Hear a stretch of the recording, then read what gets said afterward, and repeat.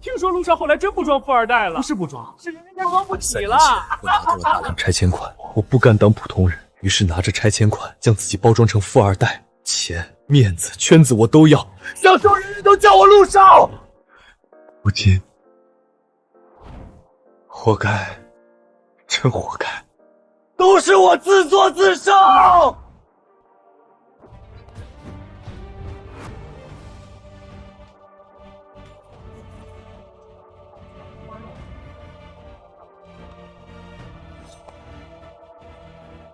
你真的越来越像。什么越来越像？你装的太用力，想不注意都难。装？陆川，什么意思？你这块表是真的，你开的车也不便宜，但每次恰好出现在最需要排场的时候，散场后他们就都消失了。比如你每次坐下都会将钥匙放在最显眼的地方，一开始我还真拿捏不准你是哪家少爷。银行调出来的消费记录，你为了装富二代，前前后后砸进去几百万。真有这个钱，拿去做点正事不好吗？用你家拆迁款来装富二代融入圈子，这不是融圈子，你是在拿命赔圈子。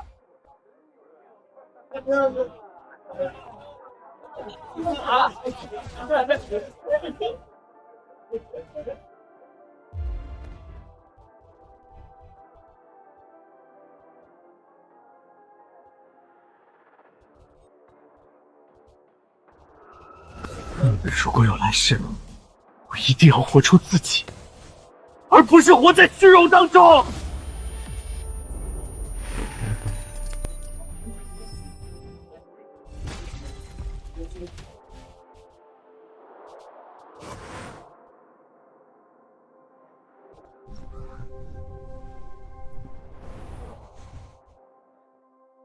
没死，这里不是医院，这不是大一我18岁的那天吗？我重生了，1000万拆迁款，一分没少。前世最大的错就是把这笔钱拿去给自己做了一层虚荣的壳。既然重来一次，我不往别人桌上挤了。去他妈的圈子，去他妈的富二代！以后买个舒服的房子，买辆喜欢的车，正常开学。闹中取静，绿化极佳的小区，前世我一直舍不得买，拿着钱去租车租表，请客融富二代圈子。这一世，我要为自己而活。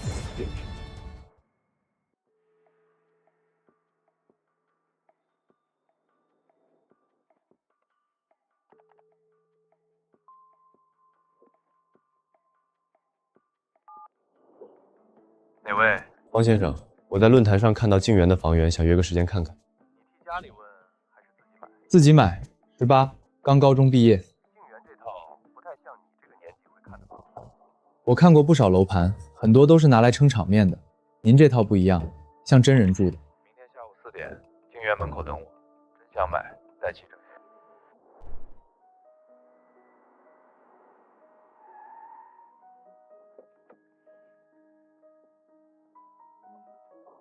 还真过来了，你是真想买来住？是，跟我来，我带你去看看。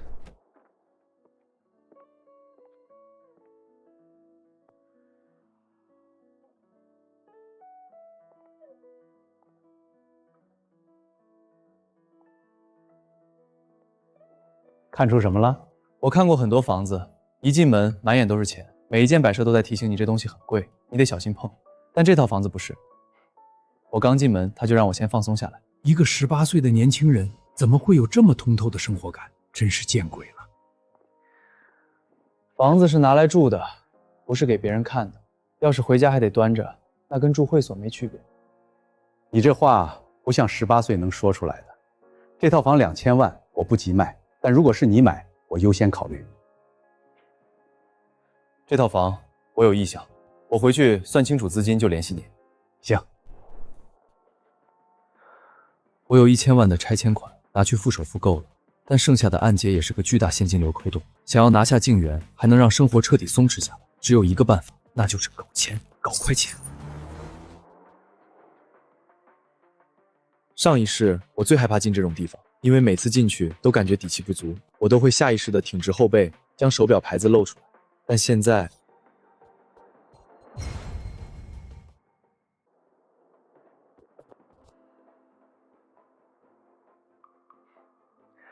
先生，看车啊，我们这里都是高端二手车。您要是喜欢跑车，我推荐前面那台迈凯伦，开出去炸街绝对有面子。不用，我不喜欢炒的。这台怎样？那台啊，车确实好，但没声浪，年轻人开出去不够拉风啊。我是要自己开的，不是买来给别人看的。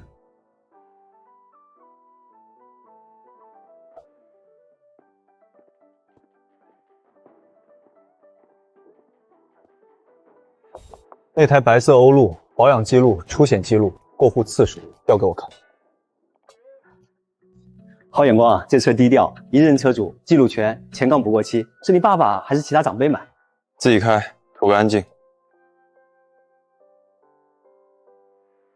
就这台吧。这就定了，您不试试声浪？车价280万，算上整备和过户，利润不厚，不玩虚的。就按这个走，刷卡吧。这就刷卡了，直接签字。我干这行无数年，见过无数富二代，哪个买车不是带着一群狐朋狗友前后后看半个小时，最后还得砍价展现能耐？这种客户太少见了。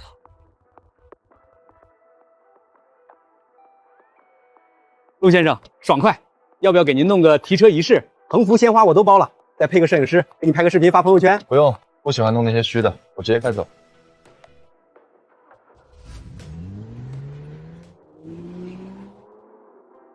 花了200多万买车，连发个朋友圈炫耀都懒得做。这次是真正的富二代，低调奢华有内涵啊。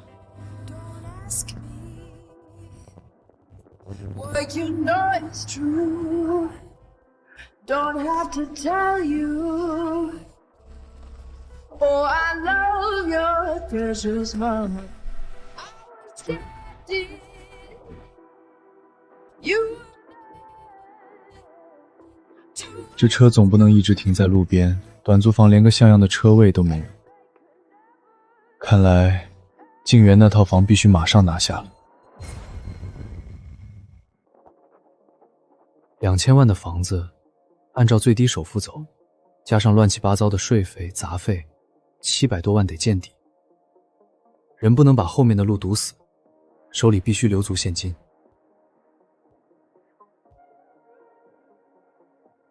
方先生，静园我定，不过我准备走贷款，首付按最低比例来，明天去签合同。哦，你是想留现金流？对，你做得很对，这才是现代年轻人该有的运筹帷幄。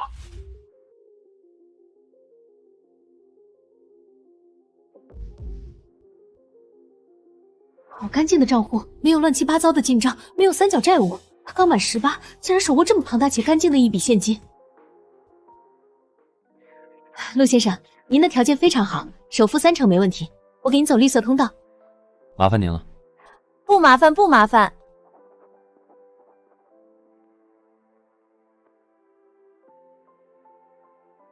你那车不错，昨天刚提的，买的二手车，买来代步，图个隔音好。舒适，拿几百万买宾利欧环当代步车，说的倒是轻描淡写，但外面人可不会信。车买来就是用来开的，真要说排场，宾利在江城也不算高调。也是，你这人气场看起来不像是喜欢开着跑车到处炸街的人。你买车全款，买房却贷款，是想留现金流做别的事儿？是，房子占用太大，贷款划算，手里有现金，遇事才不会慌。好，不急躁，有成算。方志源，江城商会会长，以后在江城碰到麻烦可以直接找我，以后叫我方叔就行。没想到此人身份竟然这么厉害，上一世若是结交这种人，估计得激动死。而这一世，我要为自己而活。谢谢你，方叔。得知我身份，竟然还如此淡定，这小子不简单啊！你是哪里人？京城。京城刚满18，手里拿得出几百万首付，开着宾利，有钱又不急躁，每句话都说得恰到好处，这绝对不是一般家庭能养出来的孩子。房子换了主人，东西搬空了就断了氛围，这些留给你，当乔迁礼物。多谢方叔。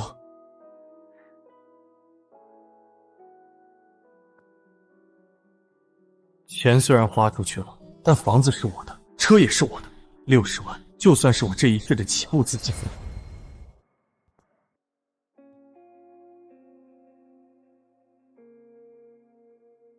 原油最近波动很大，杠杆高，方向做反了，亏得极快。你年纪轻，仓位千万别重。我知道。如果满仓加高杠杆，只要一波拉升，利润就能翻几倍。做大不是本事，活着把钱拿出来才是本事。保证金上限40万，分批进场，留足补仓。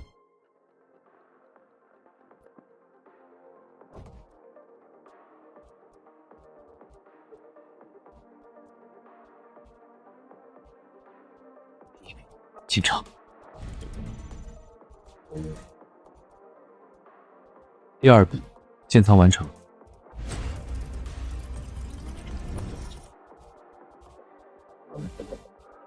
真正的风暴要来了。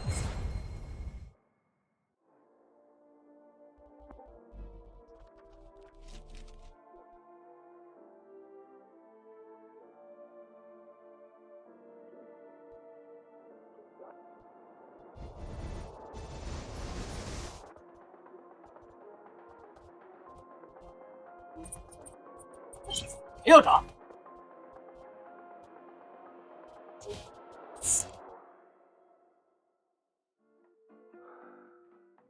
这一仗终于打完了，钱有了，生活的底盘才算真正搭起来。这次的钱是我按着节奏一笔一笔做出来的，不许任何人夸，任何人看，更不需要拿着它去换别人叫我一句陆少。这一世，我为自己而活。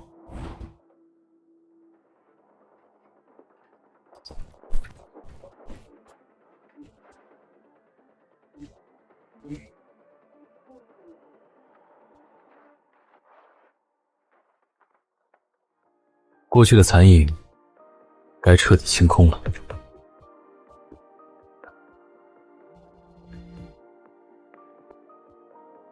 这一世该正常去上学了。方先生，我准备明天提前结金皇这个人。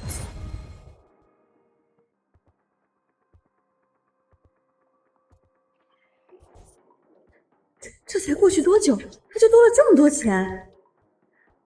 陆先生，尾款今天就能走完，后面的抵押解除我亲自盯着，绝不耽误。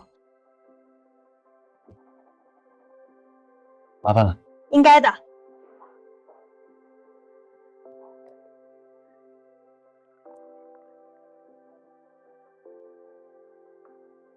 尝尝，这茶味道很像小时候胡同口隔壁老大爷泡的高碎，茶叶末一大把，不过味儿很足，我挺喜欢，可惜停产了。不合口？不是，跟我在京城老家喝的味道差不多。方叔，这茶不好弄吧？这可是市面上根本见不到的特供茶，他竟然说跟老家喝的差不多，张口闭口说的这么随意，半点炫耀的意思都没有，只能说明一件事：这孩子从小待的地方绝对高的吓人。是，现在确实不好弄了。那个，你这尾款补得很快，家里长辈给你批了资金？不是，最近市场有点机会，随便做了点交易，赚的。见识，心气儿，做事有分寸，还有这从容不迫的语气，他绝对是从高处人家走出来的孩子。现在像你这么有判断力、有能力的孩子不多了。方叔，我先告辞了，快开学了，得去买几套宿舍用的东西。你在江城读书？对，江城大学。好，路上慢点儿。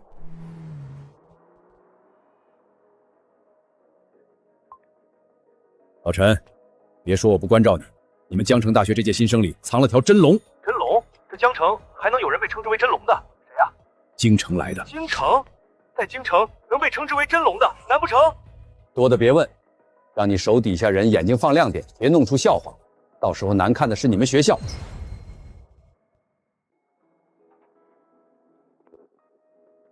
就要上学了，也该给自己买几件衣服了。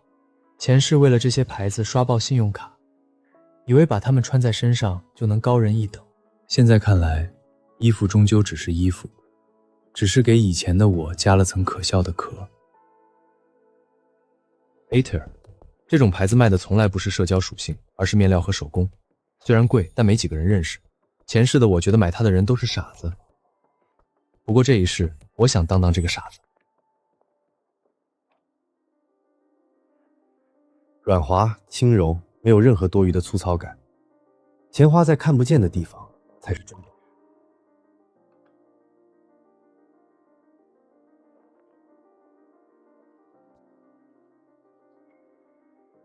先生，需要我给您介绍一下吗？不用，我先自己看看。好的。先生，我们品牌主打顶级面料和全手工定制缝线。这熟悉的套路，换做前世，我大概已经掏出信用卡砸钱争面子。可现在，我连解释的兴趣都没有。您手里的这个系列单价都不便宜，所以呢，我只是提醒您，可以考虑看看基础款。我不习惯伸手服务，让你们领长艾迪出来。艾迪店长，这小子说话也太冷静了，难不成真认识我店长？店长我不认识，但前世我为了装逼，自然要了解所有的品牌，而这一家当时我就了解了，没想到今天派上用场。您好，我是江城店店长艾迪，听说您找我。我姓陆。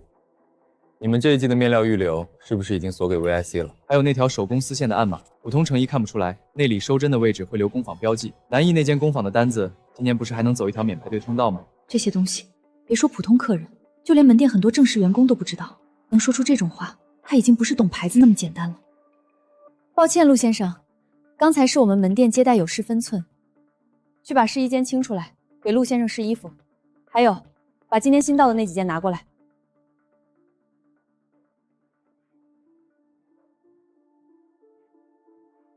陆先生，给您走了门店最高 VIC 折扣，一共80万。陆先生，这是门店给您的内部礼物，不对外发售，只做定向赠送，希望您别嫌弃。我记得这个 Ater 因为一位国际名流带货，这一批本来只当做赠品流出去的小玩意儿，最后被收藏圈盯上，因为数量少，价格被炒到了1000万，我这也算是捡漏了。谢了。果然是大佬，换成一般人，要么会追问来路，要么假装推辞，而陆川却只是收下，像是这些东西本该就赠送给他，就像是习惯了一样。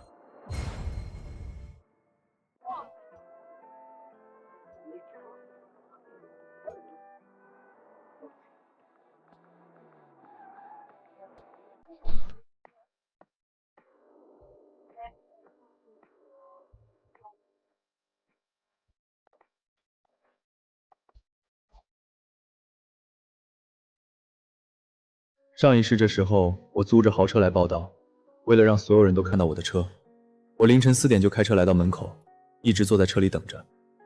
想起那些事，现在真觉得可笑。好帅的学弟啊，不仅是单纯的帅，气质也迷人。你就是陆川，这里签名。好。学弟，我是你直视学姐，以后有不懂的可以问我，要不加个微信吧。如果是前世，我大绿就走，因为那时候我最想给自己铺人脉，而现在……谢谢学姐，不过暂时不太方便，我想先熟悉一下环境，后面真有问题再去系里问你。好，那你先忙。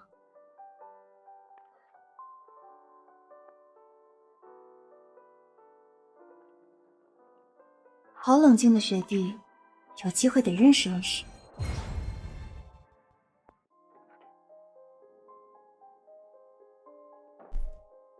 前世的我，活得就像一个笑话。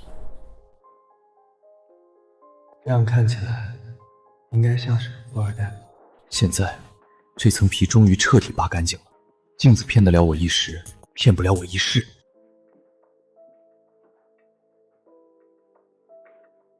前世室友一共3人，不知道重活一世，会不会还是那3人？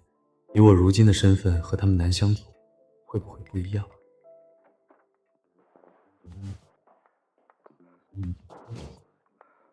我操，累死我了！没变，看来还是那几个舍友啊。哎呀妈呀，哥们儿你来这么早啊！我叫韩东，东北来的，叫我东东就行。先擦擦汗吧。谢了啊，兄弟。你是不知道，我妈硬给我塞了100多斤行李，光袜子就20双，还有什么沉甸甸的母爱，差点没把我送走。阿姨挺实在，一起搬能快点。哎，川子，你这普通话说的挺板正，哪人啊？京城，首都来的，怪不得气质这么稳重，一点不像那些毛头小子。慢点，慢点，那箱别蹭墙，这什么破学校，电梯还能坏？来了，前世拆仓我伪装的人。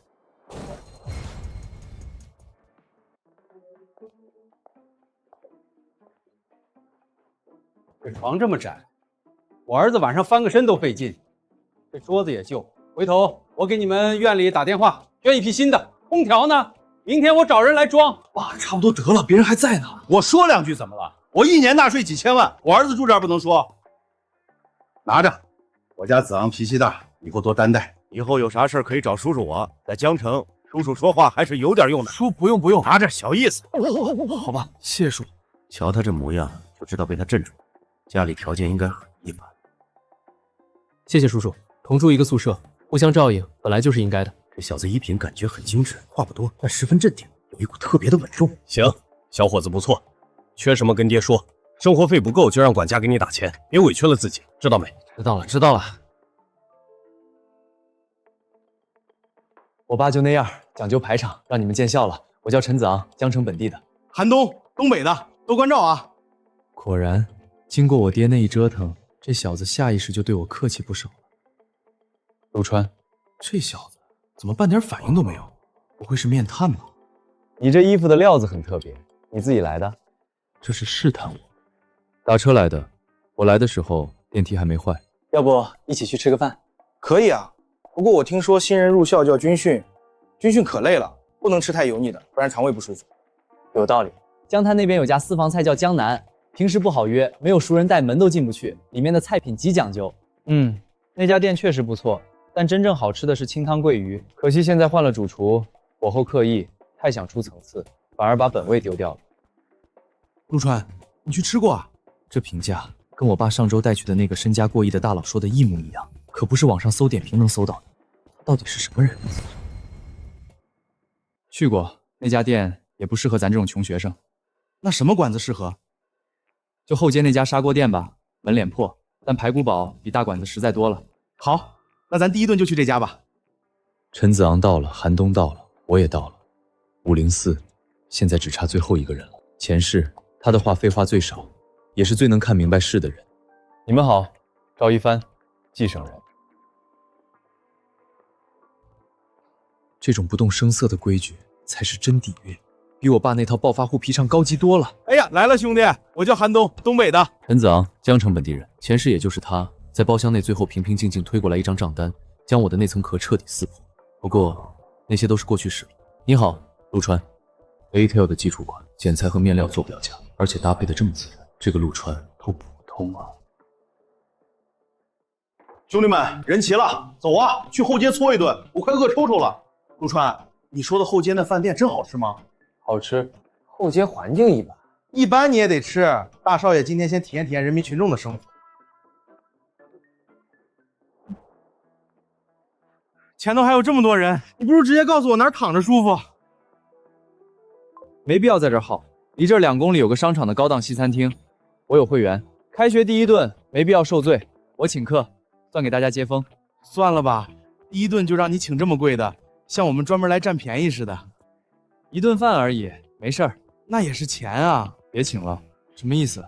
意思是第一顿饭别把规矩弄歪了。一个宿舍要住4年，小钱最容易把边界搅乱，以后谁想请客都行，但开学这第一顿最好 AA。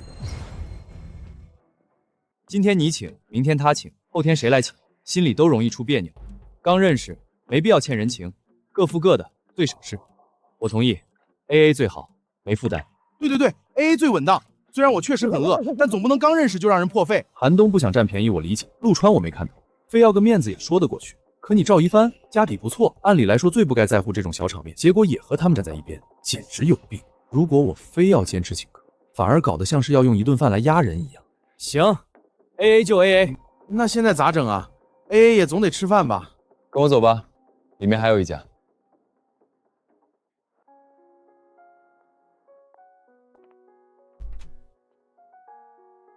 前世504第一次全员出来聚餐，误打误撞摸到这里，味道好，而且还干净。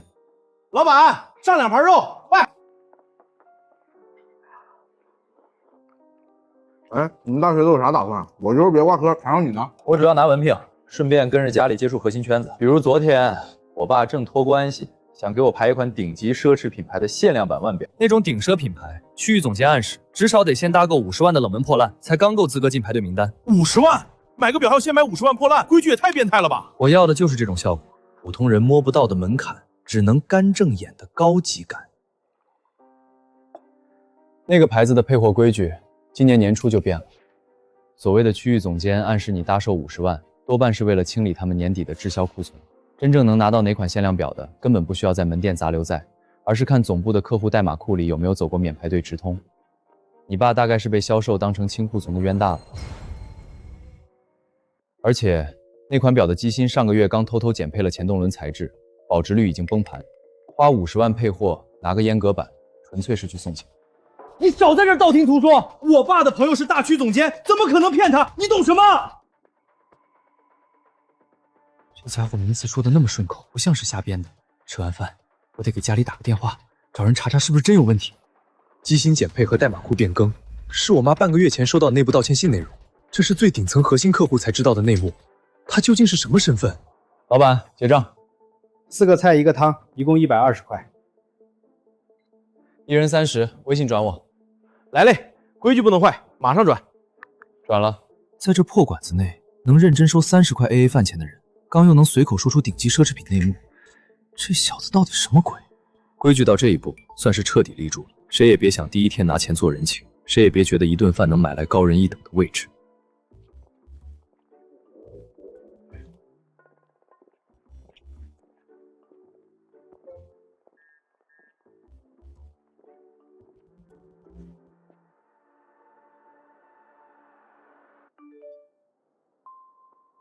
鱼儿终于要。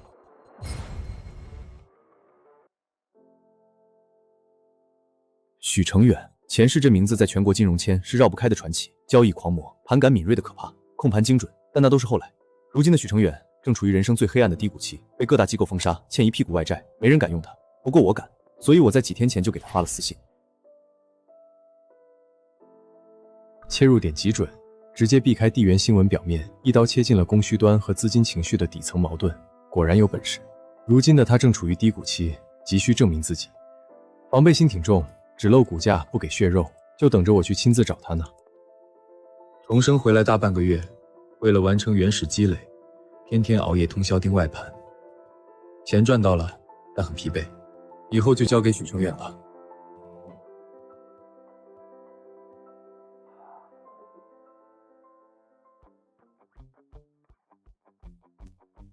老陆，搁这看啥呢？笑得这么春心荡漾的。没什么，刚和一个人在聊天呢。我去，你小子不会加上今天迎新那个学姐了吧？刚开学就要处对象，不讲究啊！能不能给我们这种单身狗留点活路？脑子里除了处对象，能不能有点别的？找个人，绝不可能是找学姐。能让她露出这种神态，绝对是能在水面下搅动风云的东西。陆川身上的那层雾，真是越来越浓。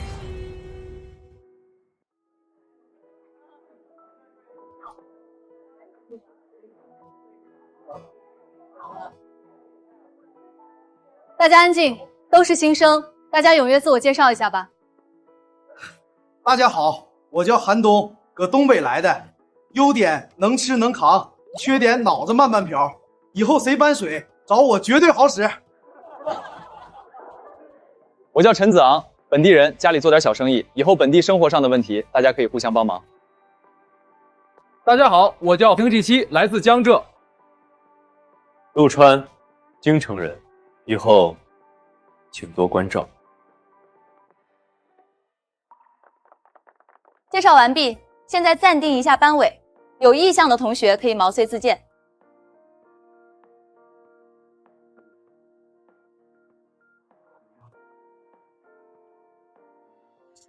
全英文外盘，大宗商品实时盘口，这可不是大一新生能玩转的拿来充兵的东西，上面的每一根线条都代表真金白银的厮杀呀！眼前的这些学生还在为了争夺班干部挤破头，而陆川却盯着另一种量级的战场，完全不在一个维度啊！下午不能浪费，网吧、商场随便挑一个，大学生生活必须拉开序幕。我带你们转转，本地我熟。好，老陆，走不走？不去，有事要办。去哪儿？要不要我送你？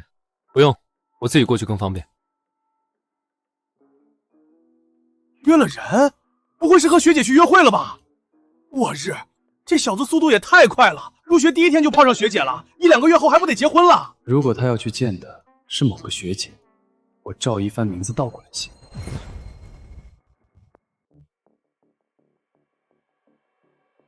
您好，你是不是走错包厢了？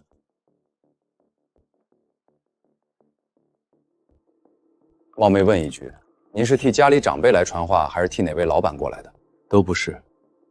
坐下说吧，许成远，不用费劲猜我是替谁来的，没有别人。昨晚给你发邮件的那个人就是我。查过你，在上一家机构，你带队做空海外大从盘，方向其实没看错，但你老板私下动了资金池去填窟窿，导致保证金不够，遇上逼宫直接爆场，最后老板全身而退，你被推出来顶锅，你名声臭了，被业内几大机构联手封杀，还背了一身烂债，你现在是个连散户都不如的死。这些都是江城金融圈讳莫如深的谈资，哪怕有人知道内情，也不会当众这么扒我皮。到底是谁？我是谁不重要，这份报告我看过了，逻辑很准，底层拆得很细，你对资金情绪的嗅觉还没废。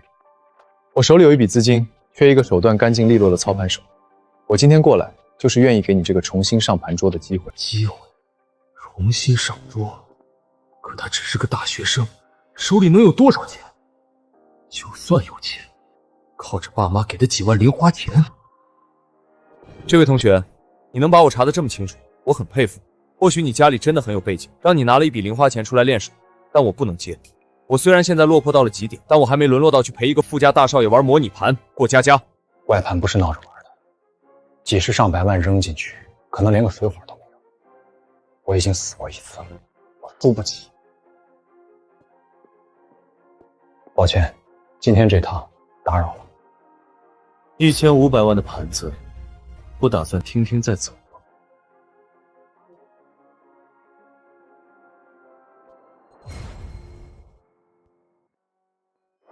？1500万？你到底想干什么？这份原油报告你做的太保守了，你以前做事很果断，现在却带着恐惧做交易。现在原油不是单线逻辑，地缘扰动太强，情绪盘和避险盘交替冲击，这个阶段不保守回撤会死人的。我的方案不是赚的少，是为了活下来。这话本身没错，可你现在的问题是你把该狠狠干的一段也按保命的思路处理了。这次中东的局势突变，真正的驱动力在外围资金的避险情绪和股头的逼空。前几天的震荡根本不是消息不明朗，是主力在洗短线跟风盘。每一次急跌破位，底部的承接盘都坚决。你把那些回踩当成风险提示，建议减仓规避，但实际上那才是最好的加杠杆节点。等所有人反应过来准备追涨的时候，也就是该平仓落单的时候，你的脑子还停在给前东家填窟窿的阴影里，只看得到回挫，看不到趋势。嘴上说的再漂亮，没经过实盘真金白银的检验，都是空谈。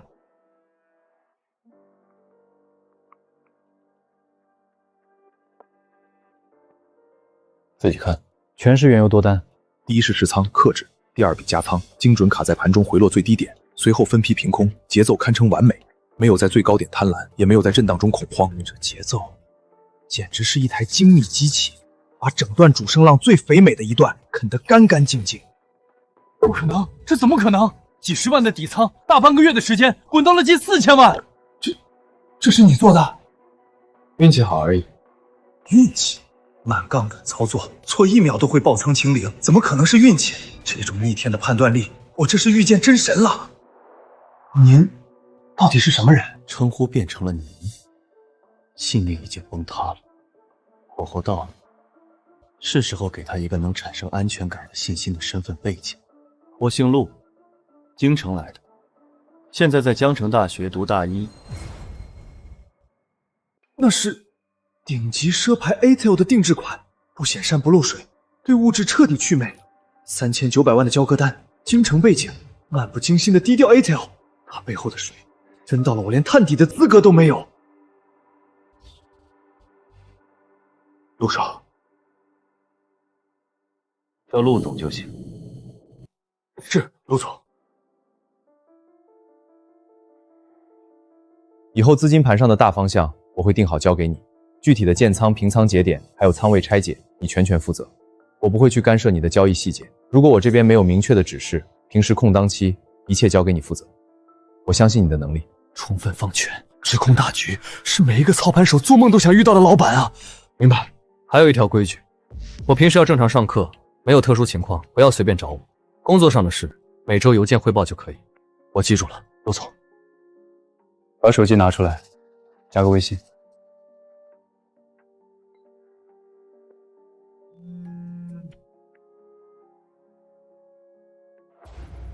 陆总，这先收了，拿去买2身像样的行头，找个地方好好吃顿饭，休息2天。我的人出门在外不能太寒酸，休息完之后去注册一家新的投资公司，所有的繁琐手续、场地全交给你去跑，我不出面，也不挂名，卡里是启动资金。公司成立后，我给你10%的股份，你来做总经理。这不仅仅是给我一口饭吃，这是直接把翻身的绝对权力塞到了我手里。您放心，这把刀我肯定给您磨到最利。只要你能把这仗打漂亮，这10%以后会远超你的想象。我不行了，这破空调到底是制冷还是自热啊？我咋感觉它在给我吹暖风呢？我操，川哥，你简直就是下凡的活菩萨啊！刚在校外买的，切好了，趁凉吃。活过来了，这口西瓜算是保住了我的狗命。子航，昨天你爸不是说要给咱们这层楼全换上新空调吗？这都1天了，咋还没动静？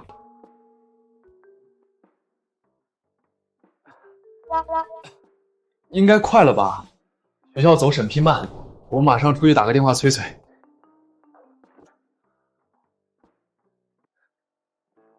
爸，你昨天说换空调的事咋没动静了？室友都问到脸上了。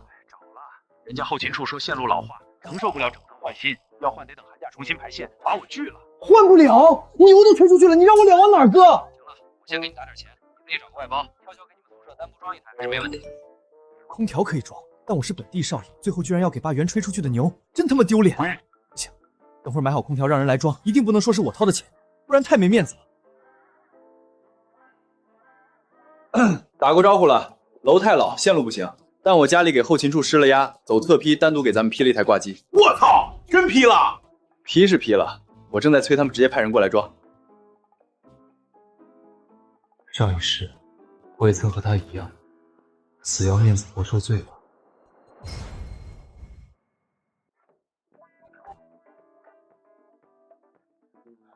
504是吧？加急的单子。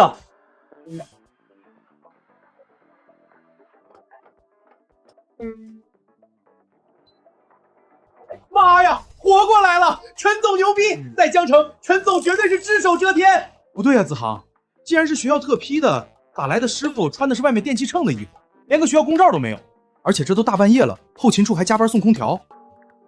那个上一世韩信人这小子也经常脑子转不过狼来，直话直说，戳穿了我不少谎言。没想到这一世轮到他来戳陈子昂了。学校采购的单子本来就走外包，特批的单子走库房来不及，80%是后勤处直接派给合作网点加急了。能大晚上让网点派人带机器过来，还是陈总家里路子广。对，就是外包网点加急的。原来是这样，还得是陈总排场大。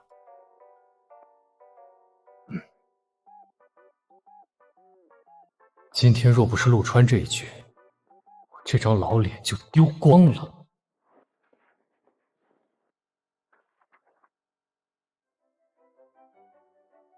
这不是描写维多利亚时代禁忌情色史的书吗？就相当于国外的小黄书啊！好家伙，上一世大家同住一个屋檐下4年，居然硬是没发现这小子是个顶级闷骚。看小黄书看得眉头紧绷，这世上也就他一人了吧？站军姿，要的就是纹丝不动，哪怕蚊子落鼻子上也得忍着。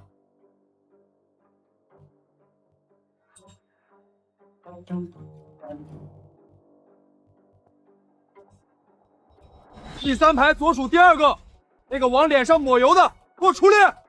当这是你家后花园呢，还抹防晒？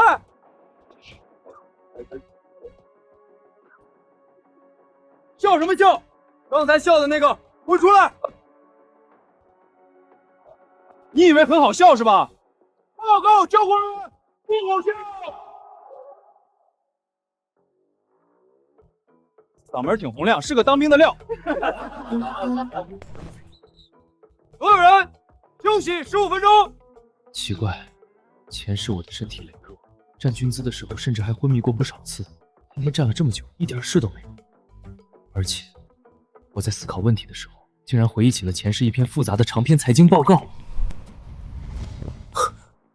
不仅是重生，前世的所有一切都像是被存在了脑海中，随时都可以拿出来翻阅。我不仅拥有知晓未来大事的先发优势，更有精力充沛的身体，以及过目不忘、拥有恐怖逻辑处理能力的变态大脑。重活一世，不仅能重新做人，老天爷还给了我一张最强底牌。太好了，川哥，快看快看，绝世大美女啊！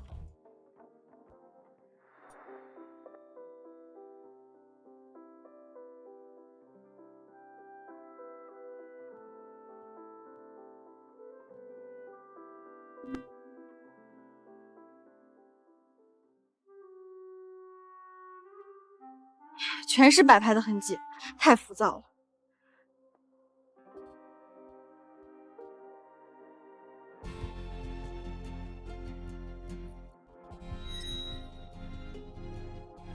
是他。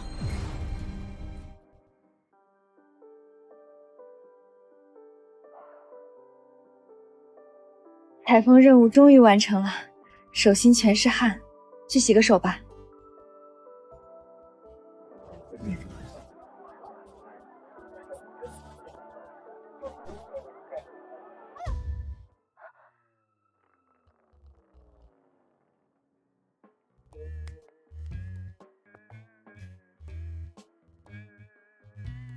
又是他，这可是和我搭讪的绝佳好机会。他肯定会像其他男生一样来和我搭话，问我要联系方式吧。小心点，沈学姐，原装的，摔坏了不好配。我的东西上可没写名字，他是怎么知道我姓沈的？你认识我？你怎么知道我姓沈？休息时间结束，10秒钟内都给我回来。有人在告诉你，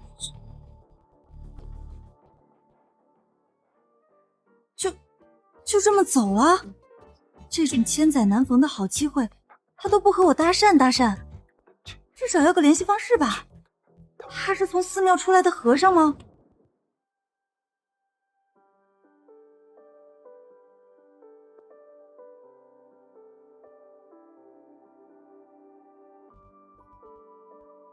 好奇怪的人啊！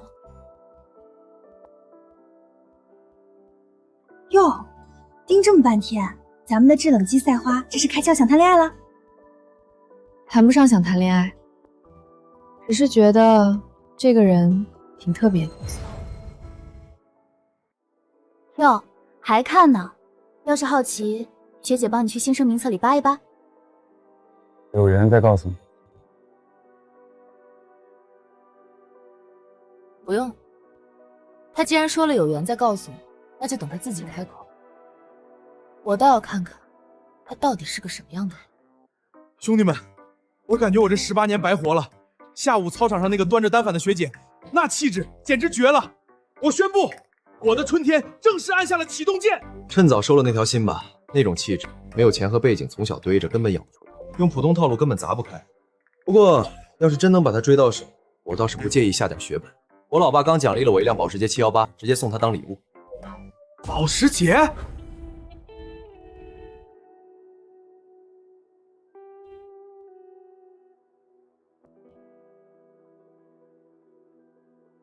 沈之毅，新闻系大2。我操！老陆，你丫隐藏的也太深了吧！人家底细你都查得一清二楚了。完了，美女学姐被川子盯上了，我还能没事了？打听个名字算什么本事？真要拼财力，一辆718摆在那儿，你拿什么整？保时捷718，在沈之毅面前，那就是个塑料玩具。陈子昂还真当人家就是一个普通的有钱人家大小姐呢，人家可是广东顶级财阀的独生女。这小子也太屌了，那可是沈之毅啊！他念出名字就像在念一个路人甲一样，能有如此的表现，只有一种可能，那就是他不仅完全知道沈之毅背后的势力，而且还没将沈家放在一个需要仰望的位置上。外盘道宗商品、奢侈品内幕，现在又是对顶级财阀的无视，陆川到底是什么背景？军训配发的迷彩鞋，鞋底硬得很，加上闷热，穿几天脚底板就得脱皮，得买点东西了。超长夜用，绵柔透气，无侧漏。小伙子，怎么一口气买这么多卫生巾啊？你不会是有很多个女友，都同一天来姨妈吧？阿姨，麻烦拿个最大的黑色塑料袋，结实点。现在的年轻人可真会玩啊！长得帅，确实能为所欲为哈。接着，哎呦我操！川哥，你从今天起就是我亲义父。刚去买了点军训防废脚的神级装备，一人2套，分了吧？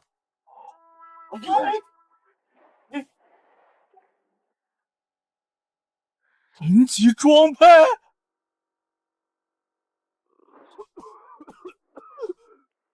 川哥，你这是去打劫女生宿舍了？咱们不至于为了逃避训练集体变性吧？绵柔减重，超强吸汗，这胶鞋底子薄，明天拉训半天就能起泡。垫上这个，谁用谁知道。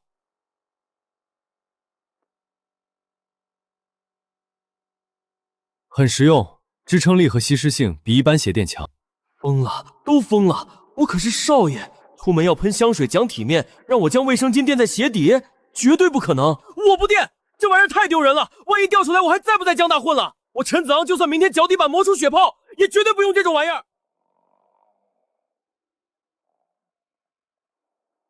他们都睡了，放这儿了，背着吧。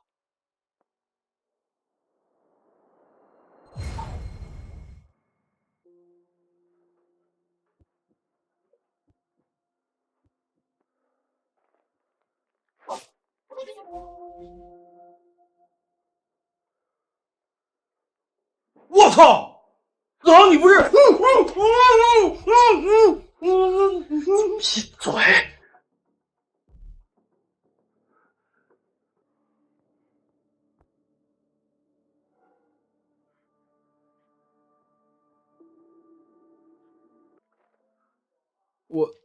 我就是想试试，看看它有多难用，准备拉练的时候好好批判它。你昨晚可不是这么……是挺难用的，也就凑合垫垫脚底板，稍微软和点，赶紧洗漱，快吹哨了。没有嘲笑，没有看戏的眼神，陆川又一句轻描淡写，将我的面子给护住了。第一步，走！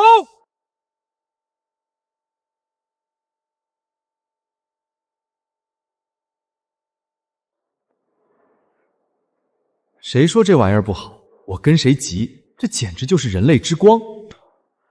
我的妈呀，这训练量是要把人往死里整啊！得亏了川哥的法宝，否则我这双腿就废了。今天拉练太累了，本少爷请客，随便喝，都别说我不照顾你们啊！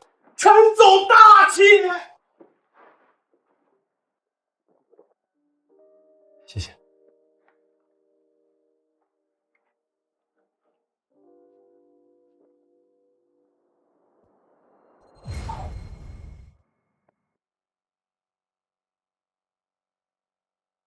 子昂，不瞒你说，明天我高低得再去买2包那玩意儿，这缓冲感简直绝了。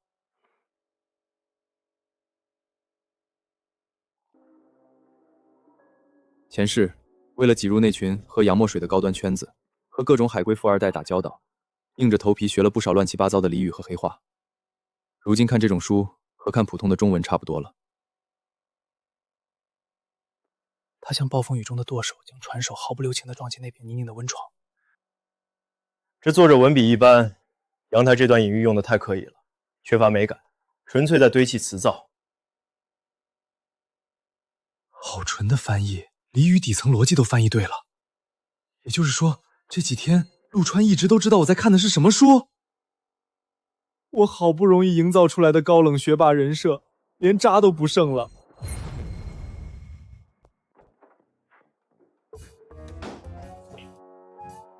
走，子航，陪我去后街网吧打2把游戏。这军训太折磨人了，必须去峡谷杀2把回回血。网吧那种地方环境多差呀，全是烟味儿。你别拽我。昨晚那句全英文维多利亚俚语，他到底是怎么做到信手拈来的？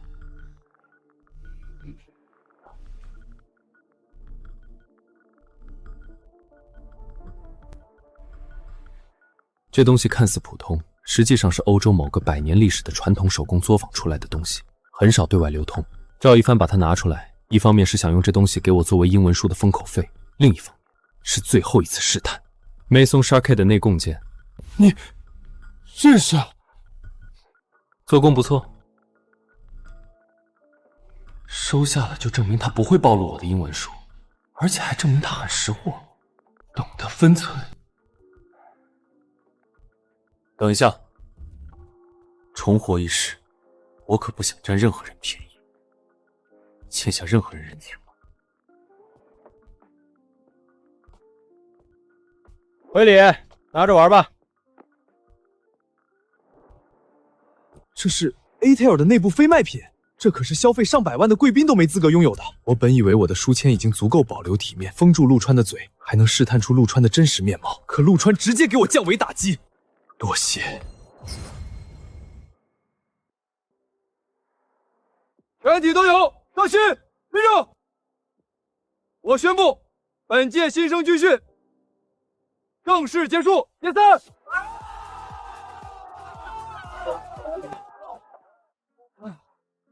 终于熬出头了，哥们儿，感觉现在能吃下一头牛。我操，女神，我女神来了！麻烦填一下军训反馈表。学姐，笑梅这段时间跟着跑场地挺辛苦的吧？以后若是笑梅有什么活动需要帮忙，可以随时找我，加个微信吧，沟通方便。抱歉，工作上的事关注公众号留言就好，我不加私人微信。我堂堂江城陈家大少，竟然被拒绝了。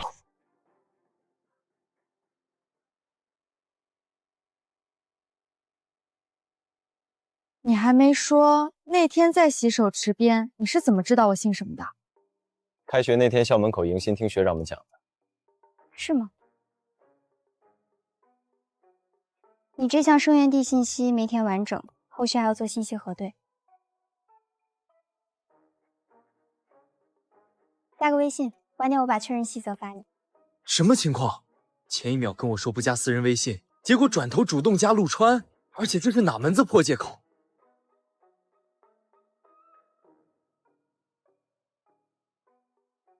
加了。川哥，你是不是对校花用迷魂术了？什么迷魂术？别乱说。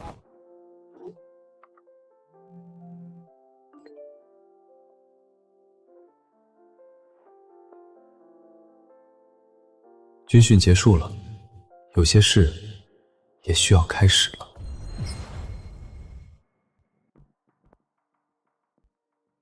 奇了怪了，我要加微信为什么不行，而陆川就能被加？这不是区别对待吗？真丢脸啊！兄弟们，为了庆祝军训结束，这周末我安排江城西郊最顶级的汤泉水会，从进门到出门的花销，本少爷全包了。我操，陈总真全包啊！那里头有电脑能打游戏不？顶堆电竞套房，随便你打通宵。妥了，我就说跟着陈总混，绝对不吃亏。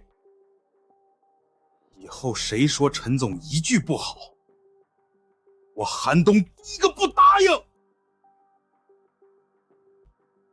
一帆，周末一起去吧。好，让你破费了。那就这么定了。既然决定要去，出行得安排好，打车太麻烦。正好我爸前段时间给我买了保时捷718，明天就让他开来学校，我开车带你们过去。我操，跑车！陈总，你这也太有排面了，我还从未坐过跑车呢，到时候一定要多拍几张照发朋友圈。随你。子航，保时捷718是双座跑车吧？我们4个人怎么做？完犊子，光顾着显摆，结果把跑车座位数量的事忘记了。这算什么问题？我开718带东子，再让我家司机开一辆奔驰 S 型专门接你俩。陆川，你有驾照没？有的话，明天奔驰钥匙留给你，让你摸摸豪车方向盘，过过手瘾。不用麻烦你家司机了，我有车。穿着这么普通，吃个饭还要 AA， 能有车？你有车？什么车？买来代步的二手车而已，图个方便。哦，二手车啊，二手车也行。不过周末去西郊路不近，万一路上抛锚就麻烦了。听我的，明天你的车停学校，开我的大奔。不用，自己开习惯了，车况也还行。真不知道怎么想的，放着大奔不做，非要开二手车。行，随你。一帆，那你明天坐奔驰还是二手车？不用麻烦司机了，明天陆川接我就行。又特妈傻了一个，放着奔驰不做，做二手，读书读傻了。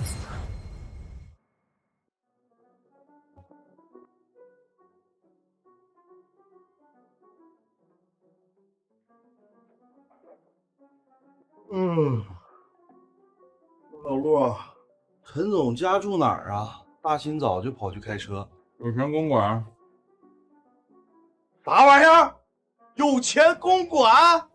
这也太土了吧！陈子昂他爸买房的时候专门找人看过风水，觉得这名字能招财进宝，特意花高价买的。哎呦我的妈呀！陈总平时那么讲究，回家大门顶着有钱公馆的名字，反差也太大了。陈子昂那种死要面子的人，绝不可能把这种土掉坯的事告诉别人。要说也会编一个洋气高端的名字，而他爸买哪儿的原因，陆川也知道。陆川到底是从哪里查到的？他背后的情报网究竟有多深？我去开车来接你，你在校门口等我。啊，好。前世，若是碰到朋友一起出去玩，我肯定会租一辆拉风的跑车，而这一世，怎么普通，怎么随心所欲，怎么来。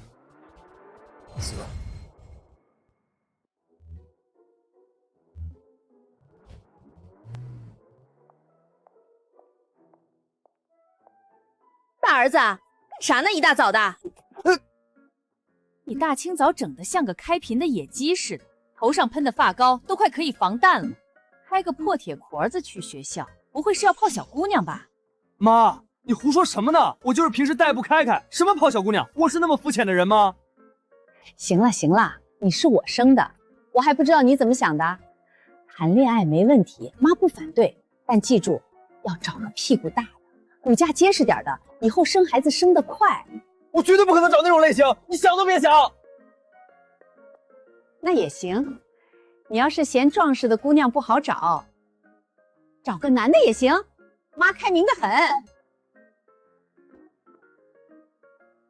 我快迟到了，先走了吗？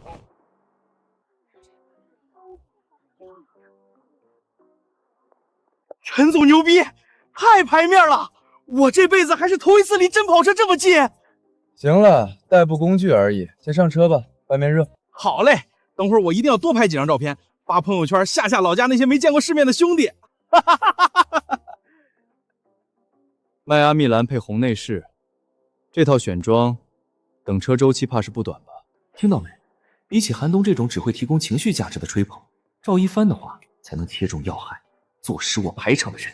还是你懂啊，一帆。车漆就去了小10万，加上其他配置，足足等了几个月才提车。这颜色很适合你，确实很有战士度。都过10分钟了，陆川怎么还没到？他那二手车别是抛锚了吧？一帆，你在这儿等他，要是他车坏了，我让司机开奔驰来接你们。我们先走一步。好，那咱就先撤了，你和老陆快点跟上啊。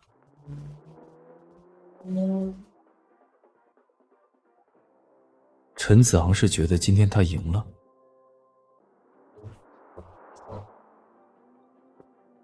今天这一局，终于是我赢了。陈总，什么赢了？没事。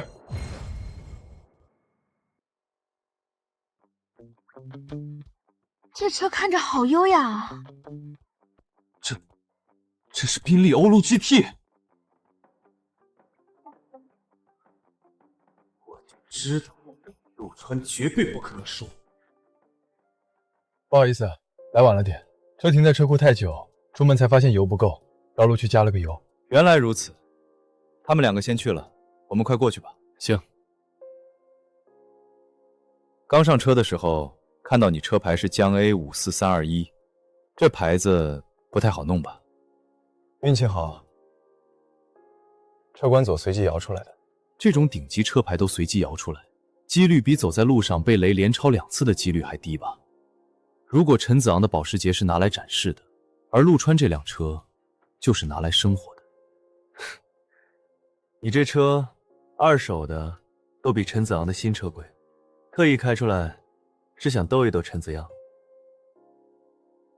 没必要。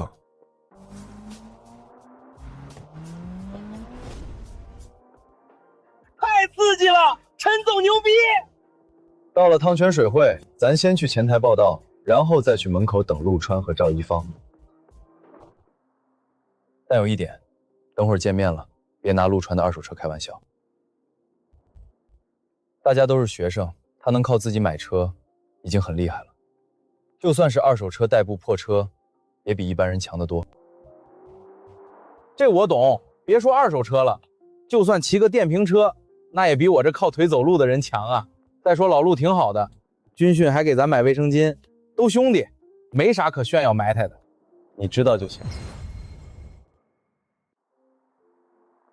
先生，大堂正门仅供落客，请移步普通贵宾区停车。我是这里的会员，今天预定了你们这儿的私人尊享套餐，车也不能停在这儿。非常抱歉，会所规定不能占位，感谢配合。你好，预定了尊享套餐，这是我的会员卡。好的，先生。东子，这里的会员分黄金、铂金、黑心和钻石，越往上越难办理。我爸也是今年才拿到黄金会员的邀请。陈先生，核对无误，请您稍等片刻。好，第一次来这种地方，韩东估计已经被惊呆了吧？你怎么没什么反应？难道是这地方不够档次？档次肯定够，但要论场面大，还不如我们东北的洗浴中心呢。不如洗浴中心？子昂，你是不知道我们东北洗浴文化有多牛。我们那儿的洗浴中心全照着5星级酒店，照着皇宫的标准砸钱弄的。我高中经常去呢。你这里看起来很私密，也很贵，但其实也就那样。老陆、一峰，你们来了。先生，您的车我已经叫人开去清洗了。好，谢谢了。洗车？这里还有这种服务？我记得我之前来让他们洗车的时候，他们明明说了不给洗。路上加了个油，耽误了点时间。陆川，你的车应该很久没开了，灰尘应该挺多，是得好好清洗清洗了。陈总这边预定的私人尊享套餐，洗车应该是免费的，咱还能省点钱呢。那再好不过了。到了就行。刚才我已经让前台安排好了专属包房，走吧。今晚大家在这儿睡到自然醒，所有的消费我包了。陈总，你就是我异父异母的亲兄弟啊！那走吧。过了，前世来这里很多次，下意识就朝着这边走了。陈子昂才是今天买单的人，不能扫了他的兴。陆川，你以前来过这地方，要是头一次来，没人带路，可是和迷宫一样。你怎么知道要走这边的？以前和朋友来过几次，认识路。这人越来越看不懂，明明对这里布局很熟悉，却又能随时随地收敛锋芒，给足别人体面和台阶。这种程度，不像是一个刚迈入大学的学生该有。各位贵宾，这是你们的专属包房。为了保证几位贵宾的隐私，洗浴、护理、更衣都是单独的，各位可以在单间内完成洗漱。不是，这咋都是单间啊？大老爷们儿来洗浴中心，不就该光着膀子坐大池子里坦诚相见吗？将每人关在一个小玻璃盒子里洗澡，和回宿舍冲澡有什么区别？谁要跟你坦诚相见？你是不是有什么奇怪的倾向？你少扯淡！我是说，洗浴中心的灵魂就是搓澡，大家都分开洗，搓澡的时候咋整？谁给谁搓呀？南方和北方的习惯不同，正常，咱可以约搓澡。等会儿帮我们4个人，每人安排一位专业的搓澡师傅去单独的搓澡间。他又帮我圆回了一次场子。兄弟们，吃自助餐的灵魂根本不是吃最好吃的，是只吃最贵的，饮料一点不碰，主食这种碳水一口不吃，这才是对吃自助餐的尊重。吃相斯文点，跟个饿死鬼投胎似的。陈总，吃自助餐就必须和饿死鬼一样，不然亏本儿。这和牛火候不错。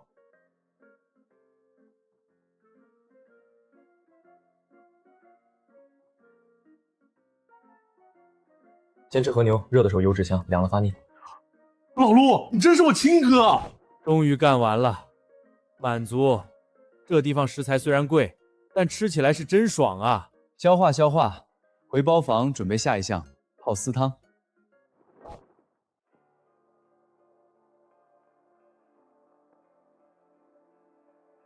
你们先回包房，碰到个熟人，我过去打个招呼。行，你先去，别迷路了。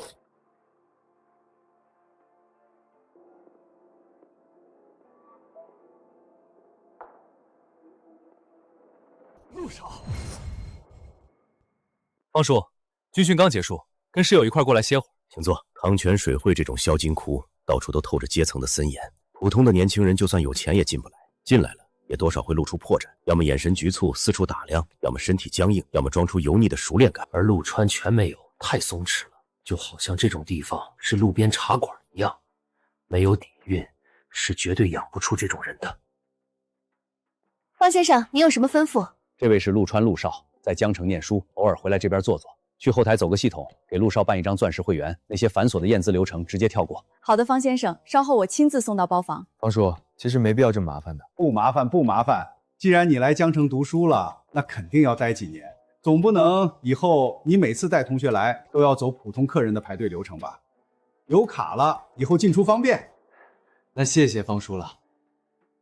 拿到这种卡，一丝好奇都没有，看来是真见过大世面的人啊！结交此人，这步棋算是走对了。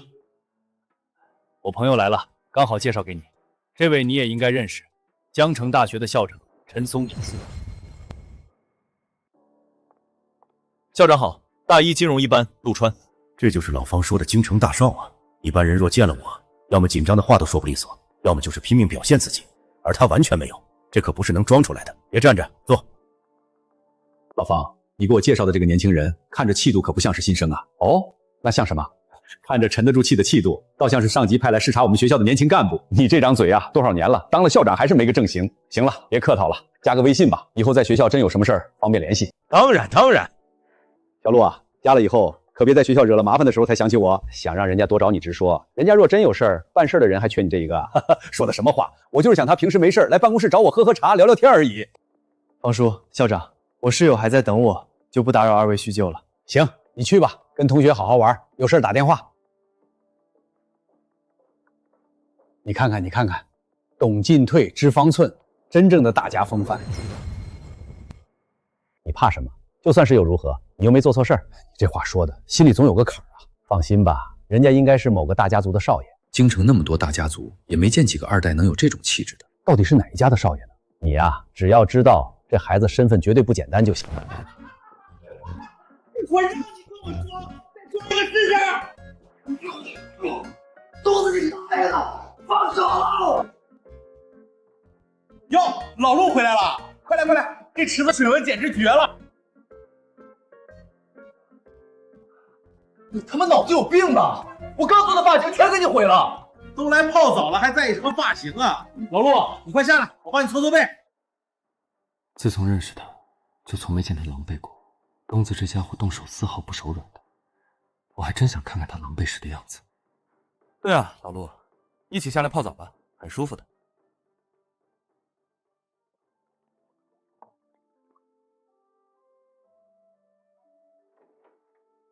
陆先生，这是方会长为您特批的最高等级钻石会籍凭证，以后您来不需要预约，享受最高规格接待。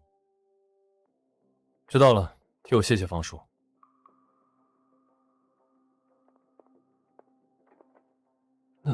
那是钻石卡。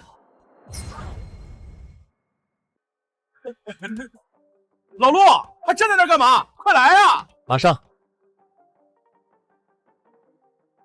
老陆，相请不如偶遇，今日兄弟给你安排一个全套的洗头套餐。真可惜，没把手机带进来，不然就能拍下陆川吃瘪的表情了。前是为了装富二代，没日没夜的练习跆拳道还有泰拳等，就为了在朋友们面前装，没想到重生过来，技巧还能用上。我操！我泡个汤就行了，你别乱搞。不乱搞了，快放开我！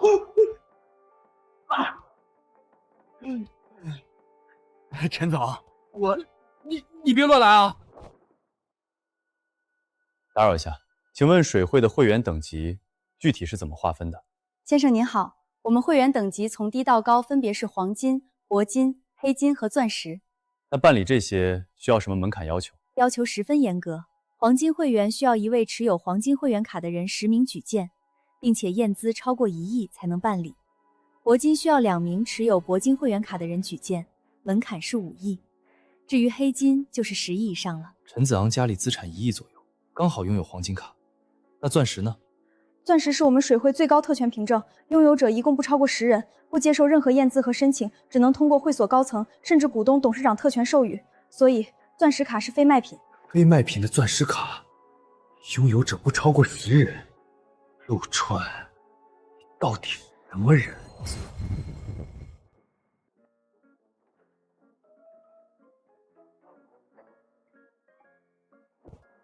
我不行了，这地方的电竞区太他妈带味儿了。子昂，你怎么也好像没睡好？还不是这家伙，昨晚非要拉着我陪他通宵双排，我跑又跑不过，打又打不过。走吧，一起出去。我把账结了，咱们就回学校。结账。陈先生，您的累计消费金额一共是58000元整。刷这个。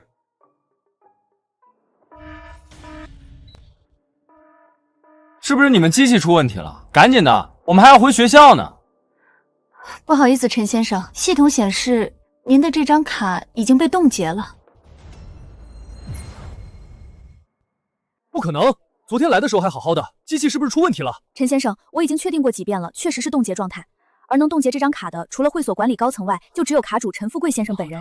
我带他们来玩，结果卡被冻结，要不要这么丢脸？不行，必须将这垮掉的场子支棱起来。等下我打个电话。喂，儿子，咋了？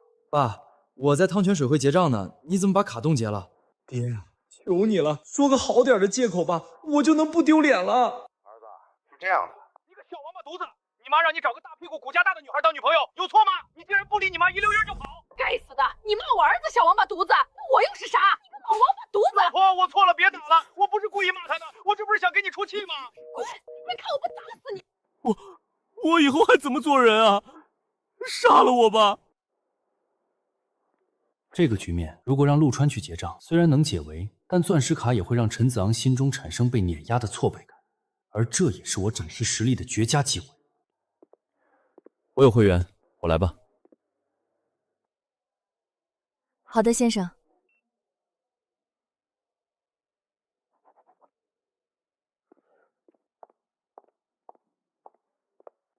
请他们来玩，结果卡被冻结，家里的丑事还被他们听到了，让赵一帆帮忙买单，肯定要被他们嘲笑死了吧？走吧，回学校。快走啊，陈总，我还要坐跑车兜风呢。回宿舍看书了。你们刚才前台那事儿谢了啊，今天算我欠你个人情，回头我把钱转你。室友之间不至于，卡刚办的，顺手的事儿。行，不矫情了。东子，你等会儿坐陆川的车回去。我爸妈在电话里打得快掀房顶了，我得赶紧回去拉架，不然家当全得被砸碎。哎呀妈，你赶紧回吧，陈总，叔叔阿姨那边你先稳住，别真动手伤着了。老陆，你车呢？停哪儿了？开过来了。陆先生，得知您的车在我们这儿保养，我又去亲自安排了一下。谢谢。我操，宾利欧陆 GT， 这是你的？对。你小子藏得够深啊！二手代步车而已，刚好遇见合适的，就买来开开了。你快拉倒吧，几百万的宾利叫二手代步车，你再这么说话，我容易仇富。这车后排挺挤的，你俩谁坐副驾？坐后头。我昨晚熬了一宿，正好睡一觉。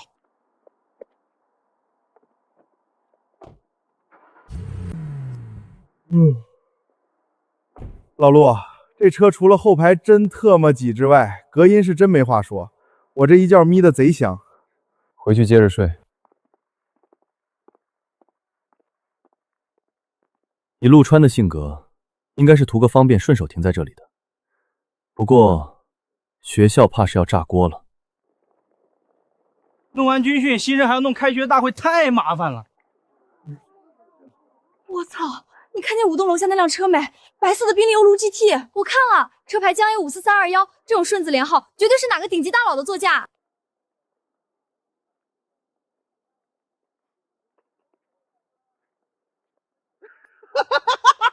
哎呦，我的亲娘嘞！老陆，你快看，我不行了，我真要被这帮人笑抽抽了。白宾利哥哥，看我，我是大4的学姐。宾利弟弟，要不要和姐姐谈个恋爱？姐姐什么姿势都会。下面这个更逆天，我是男的，但我屁股翘，能不能考虑一下击剑？我不嫌你后排空间小。江大新生的想象力确实比我预期的丰富。车主本人看见这些寄件邀请，心里应该不会太高兴。走吧，快迟到了。命运这东西真会开玩笑。前世我为了装富二代，让全校都知道我是有钱人，租车买表，生怕别人看不见，最后却无人在意。而这一世，我将那些浮华的面具撕碎，买车买房都选自己喜欢的，逼不装了，话也不说了，结果全校却自己炸。下面进行大会第5项，有请本届大一新生代表发言。新生代表，今天能站在上面发言的，肯定是履历最牛、底子最硬的人了。这老头不会是要阴我吧？有请本届大一新生代表金融一班陆川同学上台发言。我靠，老陆，你小子藏得真深啊！我是不是耳朵出问题了？能代表新生发言的，不是省高考状元，就是拥有绝对履历的怪物，要么就是被重点培养的苗子。为什么陆川请他上台，那还不如请我上台呢？这是谁啊？长得好帅！能作为新生代表上台讲话，他肯定十分优秀。各位老师，各位同学，上午好，我是陆川。站在这里对我来说也是个意外。开学这段时间，我听到最多的话题是大家讨论以后要加入什么社团，怎么规划人脉，要在这校园中给自己打造什么样的人设。很多人觉得大学是重新包装自己的名利场，只要你穿得足够光鲜，认识的人够多，在这圈子合群，你就是个优秀的人。但这在我看来是最没有意义的一件事。与其把精力花在怎么挤进别人的圈子，不如先把自己的日子过好，把课上好，把饭吃好。真正的优秀，从来不是站在别人头上去展示优越感，而是先学会把你自己活成一个不管放在哪里都绝对可靠的人。谢谢大家。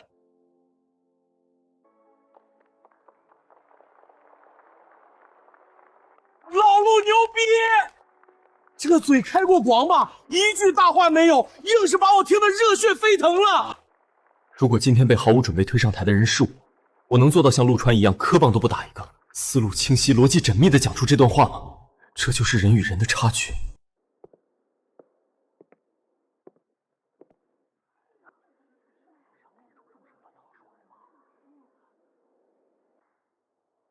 各位同学，刚才陆川同学的发言讲得很实在，不过我在这里得向大家坦白一件事，今天我给陆川同学开了一个小玩笑。这次新生代表名单学校早就定好了，但我特意交代老师，有意没提前通知陆川。我这么做，只是想看看我们江大的年轻人，在毫无准备时能不能接得住场子。现在看来，他交出了一份很不错的答卷。也就是说，他稿子都没写，就说出了这些话，没有发原稿，顺势发挥。我要是被邀请上台了，我得立刻社死吧。今天的新生大会到此结束，大家有序退场。这也太离谱了！老陆，你是真能藏啊！你咋就成新生代表了？你跟校长到底啥关系啊？陆川，等一下。陆川同学，陈校长刚刚有交代，让你现在立刻去一趟他的办公室。去校长室？这已经远远不止在大会上出个风头那么简单了吧？他和校长难不成真有关系？校长，您找我来啦。小川，坐。刚才在大会上没提前打招呼，没生我的气吧？你在汤泉水会叫方志远一口一个方叔，怎么到了我这儿就不肯叫陈叔了？陈叔，您这是在学校里，我怕坏了规矩。咱们私底下不讲那些规矩。小川啊，你那辆白色的车今天在学校动静不小，我等会儿跟后勤打个招呼，把你的车牌号录进教职工内部系统，以后进出校门道闸自动放行。行政楼地下车库也给你留个专属车位。不用麻烦了，陈叔，那台车太招摇了，最近动静已经够大，我准备再去买一台低调点的代步车，就过普通的大学生活。面对这种能够在几万名学生都想要的特权，他竟然毫不犹豫拒绝了，而且理由是想要低调。他这表情不像是开玩笑，是真嫌弃那辆车破坏了他大学的生活秩序。行，既然你想换低调的车，等你提了新车，联系后勤老沈录权限。行，麻烦陈叔了，那我先回宿舍了。去吧去吧，记得常来啊。你喜欢低调，陈叔要是经常派人去喊你，怕是想低调都低调不了。好。老方，你这看人的眼光一点没老啊！怎么，请你办公室喝茶去了？对，这孩子面对唾手可得的特权，不屑一顾。这份拿捏轻重的定力，这种松弛感，跟咱们地方上养出来的孩子绝不一样。他的背景绝对通天。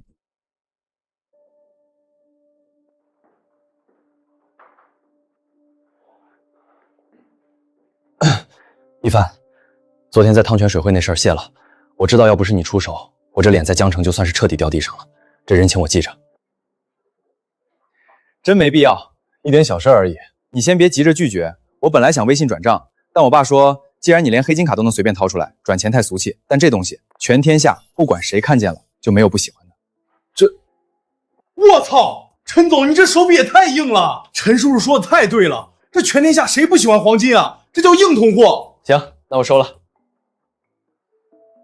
既然收了礼物，那温泉的事儿就彻底翻篇了。这些有钱人的圈子也挺有意思的。对了，我听说咱学校停车场停了一辆白色的宾利，现在学校都闹疯了，疯狂发帖在找车主。这到底是哪个新生这么猛，排场搞得够大的？那还能是谁的？川子的？他不是一直说那是代步车、二手车吗？几百万的宾利，代步？之前我以为来宿舍后是降维打击，如今一看，赵一方应该是排第一，而陆川排名第二，我是老三啊！川子，快看，你现在是真的出名了！现在学校里有一群人每天在停车场蹲点，甚至有人架起手机开直播，教授必须把你揪出来。前世我租车装逼的时候，最渴望的就是这种关注度，可现在这种关注度破坏了我原有的生活秩序，我重生回来可不是为了装逼的。总，我想请你帮个忙。什么忙？你先说。帮我把那辆宾利从学校里开出去。那车太高调了，昨天停在楼下就是图个省事，结果现在天天被人盯着，纯属给自己找麻烦。我讨厌麻烦。在这个年龄的男生，若是有几百万的宾利，巴不得将车焊死在最显眼的位置，而他竟然说这是麻烦。既然只是把车开出学校，你怎么不找一帆？他应该也有驾照吧？你是本地人，路况熟，开车也方便，而且你本来就喜欢车，交给你最合适。而且挪车只是一半，我已经买了一台新车，适合日常开。今天我还得去一趟车管所上牌，我想请你陪我走一趟，把牌子上了，然后一起回学校。让我陪着跑一趟，这已经不是挪旧车那么简单了，而是让我深度参与陆川下一台座驾落地的全过程。这意味着他已经没把我当普通室友看待，而是当兄弟看待了。行，这事儿交给我。我在后街的路口等你。OK， 你先去，我收拾一下。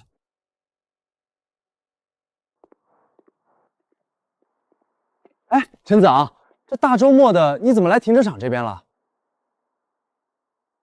出去办点事儿。该不会里面停着的那辆白色宾利是你的吧？陆川就是因为不想被盯着，才让我将车开走。如果我说这车是陆川的，那就相当于把它卖了呀。可我作为少爷，总不能将别人的东西说成自己的吧？这太丢脸了。之前以为陈子昂是本地富二代，没想到他竟然是深不可测的豪门少爷。我懂，那你先忙。他是不是误会什么了？算了，先把车开出去才是正事。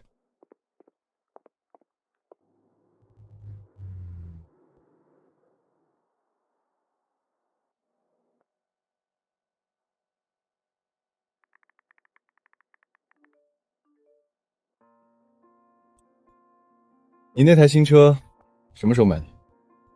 刚买的。既然嫌宾利豪调，又强调是日常代步，那新车多半会往下落到奔驰 E 级或者奥迪 A6L 这个级别，对他来说应该是极大的克制了吧？方叔，我快到了。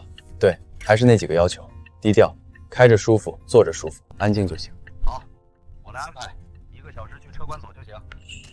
今天我可是深度参与了陆大少的换车流程，到时候我去随便展现一下人脉，快速将麻烦的证件弄好。陆川肯定会高看我一眼，我们这关系算是彻底铁了。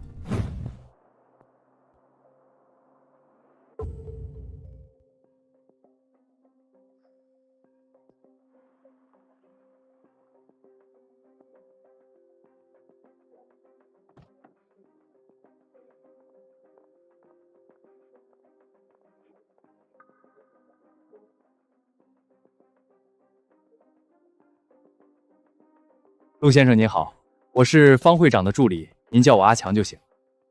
按照方会长的交代，这台车的外形足够普通，绝对不会引起任何不必要的关注。全车做了顶级双层隔音，底盘滤震重新调校，相关手续我已经全部打好招呼，只需您亲自走个过场。多少钱？陆先生，车款和手续费用一共235万。不过会长说了，您不用着急费用的事情。我能接受方志远用人脉和渠道帮我办事，毕竟可以省下不少时间。但买车的钱可不能让他出，人情是人情，账目是账目，若混淆了，以后的路就走不宽了。晚点我会将车款打入方叔账上。明白，陆先生。你知道基晋源吗？帮我将那辆宾币车开去晋源地下车库，到了后，车钥匙交给物业管家就行。好。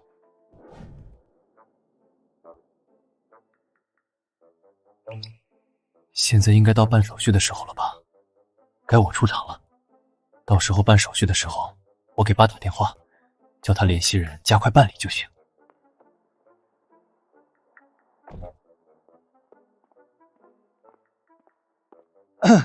老陆，这边新车落地要办手续了吧？对，不过这位先生已经帮我处理好了，小事儿，我叫我爸帮忙。什么？处理好了？对，麻烦了。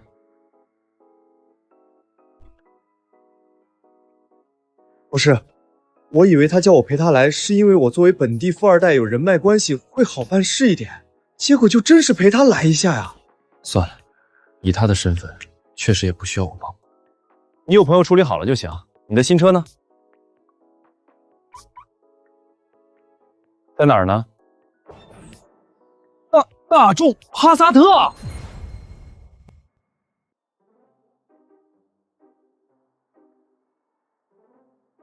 不对，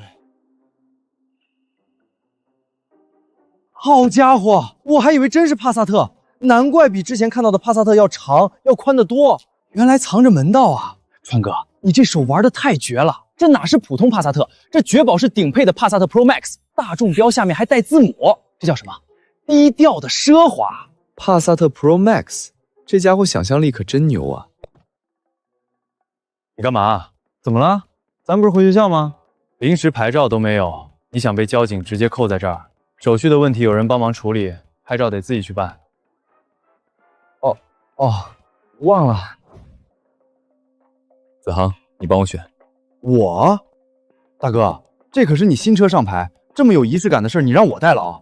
对，只有一个要求，越普通越好，绝对不能带6和带8。我买这车就是为了低调的。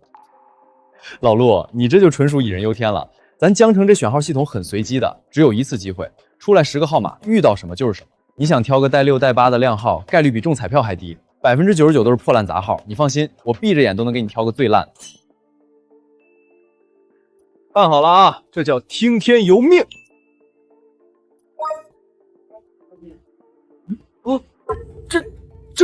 这他妈什么情况？我刚才不是特意强调了吗？别选带6和8的，这能怪我吗？这是系统强制给的10个选项，全特8是6和8。这要是挂出去，人家以为你是刚从矿里出来的煤老板。能不能不选，重新摇一次？手续都绑定了，只有一次机会。那你帮我挑个最低调的。你让我怎么挑？这个还是这个？哪一个跟低调沾边啊？不行，我不选，你来选。我也不知道该怎么选啊。小刘，怎么今天有空给我打电话呀？所长不好了，上一任所长落马。什么？他不是到省里去了吗？怎么会这样？听说是被人举报关于买卖车牌号的事儿。以前的陈年往事被查出来了，他利用私权私自保留特殊车牌号。所长，您自己也要小心啊！完了，上一任所长都落马了，那我不对，还有机会。小张，马上把你那个底层权限打开，把那个所有靓号都放出去，1秒钟都不能多留。封锁这号码被底层代码锁死了，强行放进随机是会报错的。我不管你有什么办法，必须得做得天衣无缝，否则你和我都得完蛋。可一共有11个靓号，车封锁系统只能一次给10个，还有一个放不出去啊！完了。不过我可以临时写个脚本，利用超时自动分配的系统 bug。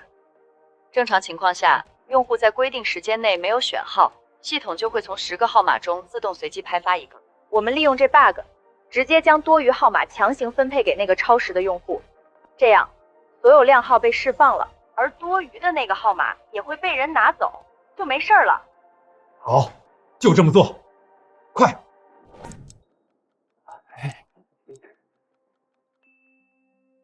坏了，光顾着纠结，时间耗过去了。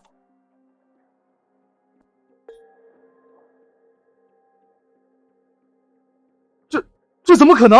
刚才那10个号里根本没有这个。不对，这绝对是后台直接改写的剧本。前面那堆靓号只是掩护，从川哥交出身份证那刻，这种特权牌子就已经被死死安排好了。他能量强到甚至能够控制车管族的系统。你咋选了个这么高调？行了，走吧，去拿牌子。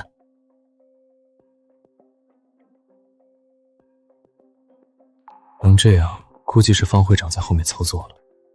这份人情送得太重了，回去必须把买车的钱立刻结清。对了，这车进学校得办个通行证，不然太麻烦。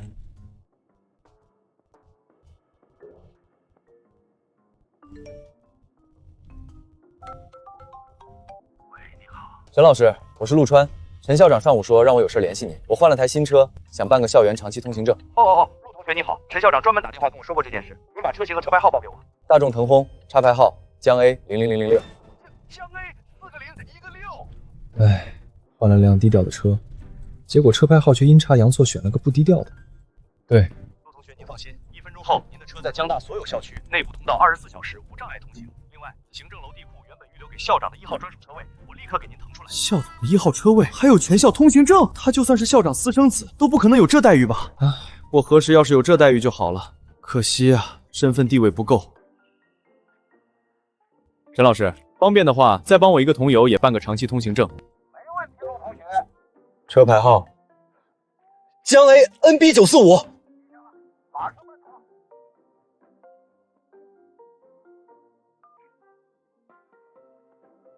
搞定了。喂，校长，陆同学那边的事情办好了，按照您的要求，我将您1号车位腾出来给他了。做得不错。对了，他换了什么车？大众腾辉，车牌号是江 A 0006。你说什么？00006？千真万确，校长。行，我知道了，老沈，这件事你做得很好。以后陆川同学在校内所有的车辆事宜都按最高规格处理。好的，校长，我明白。明明说要低调，却又要选择这样的车牌号，陆川到底想了什么？难道是因为今天我在新生大会上借主场优势提点了一下陆川，玩了一手上位者的权术，玩得过火了？而陆川虽然表面什么都没说，甚至还给我足够多的尊重，但心中却并未完全不在意。因为真正有背景手段的人，不会在明面上和我撕破脸，而是会以体面的方式亮亮自己的手腕。想让我明白，有些人是不能随便开玩笑的。这车牌就是给我的下马威。陈松年，你这江城大学的校长，别真把我当成一个可以任由你摆弄的普通学生。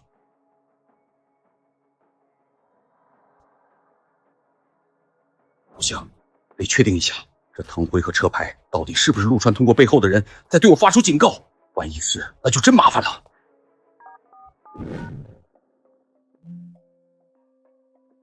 怎么了，老陈？又想让我给学校捐款了？老方，你跟我透个底。陆川刚办了通行证，他换了辆辉腾，这车是你安排的？对，他想低调点，我让人安排的。他办的车牌是江 A 00006。你说多少？00006？这块牌子也是你办的？我不知情，车确实是我安排的，但牌子绝对不是。在江城，能直接把这种牌子落到一个学生名下，这种能量根本不是我能碰的。老陈，你别慌，我先去打听打听，这块牌子到底是哪位神仙手里流出来的。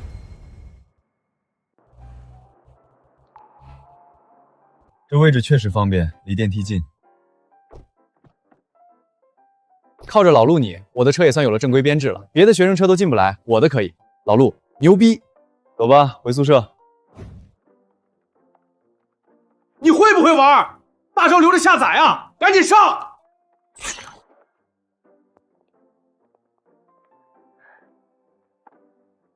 回来了，回来了！你出趟门怎么像被人点了笑穴一样？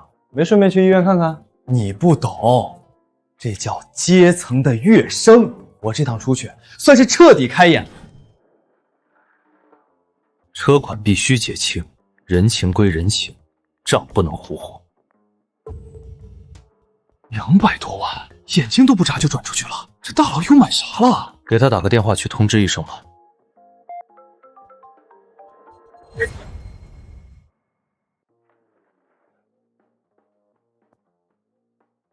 小川，没打扰你休息吧？没有，刚回宿舍，准备给您打电话呢。那个小川啊，车开着感觉怎么样？挺好，刚才235万的车款我已经转到您账户里了。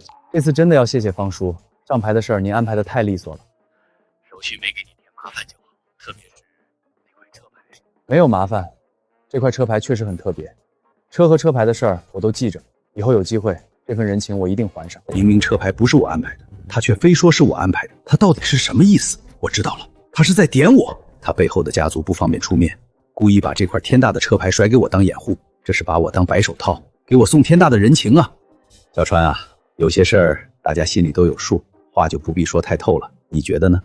您说的对，这件事就不必再往外说了，低调点最好。车牌就当是正常的流程办下来的就行。你放心，方叔什么都明白，该怎么说，该怎么做，我心里有数。这点小事儿，在我这儿绝对不会出问题。外面的事儿有方叔替你处理，那就麻烦方叔了，改天有空去拜访您。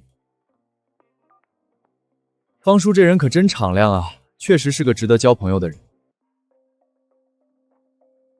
这种情况就相当于一个顶级豪门的人出了事，让人去顶包，你只要帮忙顶包了，以后就相当于搭上了顶级豪门这条线，人家就欠下了你人情。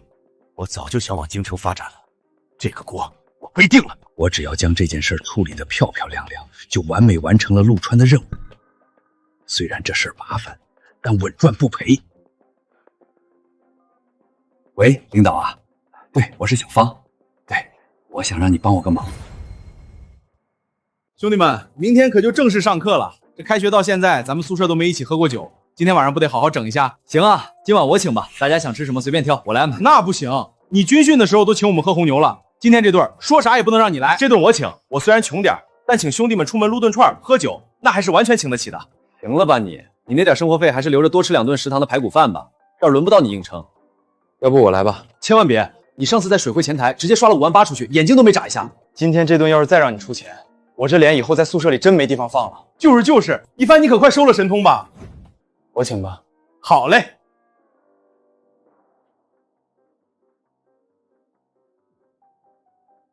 不是按照正常的宿舍社区流程，你们现在不应该先稍微拒绝我一下，然后再提出 AA 比较好吗？那怎么能一样呢？你小子藏那么深，请兄弟们吃顿饭当封口费，完全不犯毛病。你瞧瞧你最近干的那些事儿，几百万的白色宾利，你管那叫二手代步车？车牌挂着江 A54321，全校都在找你。新生大会上，校长都公开跟你开玩笑。你这么牛，之前一点风声都不漏，你小子是没把我们当兄弟啊！今天这顿饭，我们要是跟你客气，那就是对自己的不尊重。没有阶层差距，没有试探和挠母，只有朋友兄弟之间的交情，这才是我这辈子要的生活。行，走撸串去，大家再整点小皮皮。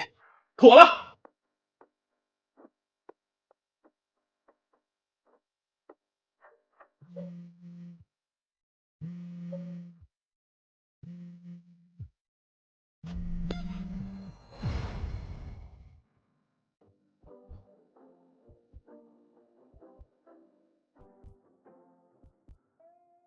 老舅，这可太新鲜了！这家伙平时就像滚刀肉，今天竟然如此唯唯诺诺。刚结束2天，老舅，你小子听着，老舅给你寄了点咱老家的东西，这会儿已经到你们学校大门口的快递站了，赶紧去拿去。对了，我还弄了点鹿肉，还有鹿筋和鹿羊，另外还单独给你装了2瓶自家泡的鹿血酒，拿回去给舍友分分。出门在外，人家对你好，你不能抠的光顾着自己，不能给咱东北老爷们丢脸，知道不？知道了，老舅，我等会儿就拿去。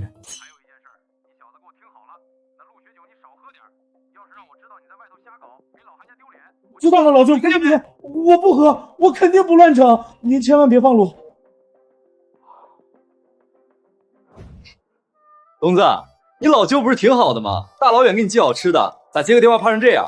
我老舅养梅花鹿的，坏得很。我小时候淘气，非要骑公路，我老舅直接打开栅栏，那头鹿把我顶飞了足足2米远，2米远。我趴在地上，屁股疼了1个月。从那以后，他就不停用放鹿顶你吓唬我。你们别光顾着笑，等会儿拿快递，你们都得跟我一块儿去。老板，我取这个快递。同学，这个巨无霸是你的，253斤，知道的是快递，不知道的还以为我这是批发市场呢，赶快弄走。250多斤的快递，东子，你老舅可真照顾你啊！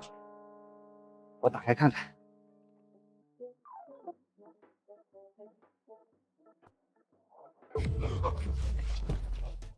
本人啊！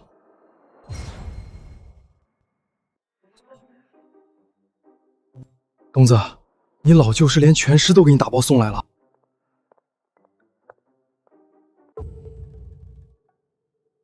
东西都在底下。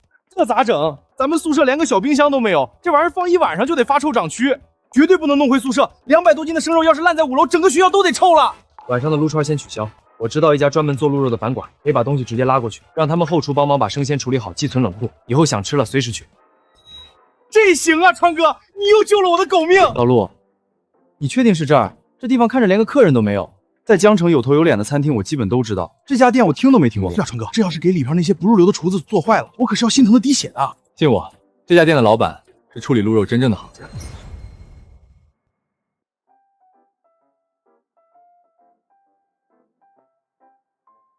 前世大二的时候，这家店以惊世骇俗的姿态横空出世。这家店的老板不仅精通东北菜，对鹿肉还有林间野味的烹饪堪称妖孽级，一连拿下不少厨师荣誉。名头打响后，请陆宴一时间开遍全国。只不过现在这家店还默默无闻呢。几位先生晚上好，请问有预约吗？没有预约，我要找你们老板。几位先生，请随我来。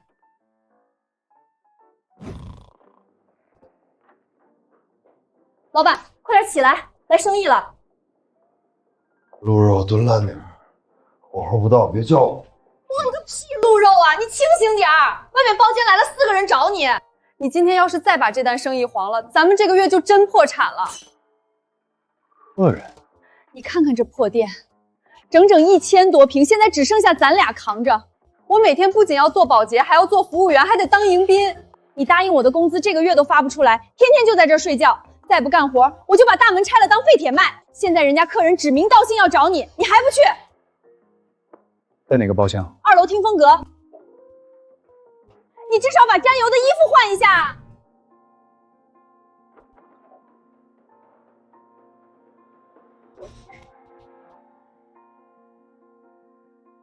鄙人陆德韶，是这里的老板兼厨师，不知哪位找我？怎么都是学生担子？一群学生能点多少吃的东西？哎，等等，这小子气质不同，这手表、衣服都很值钱，看来是个富二代。也许能在他身上扣点油水。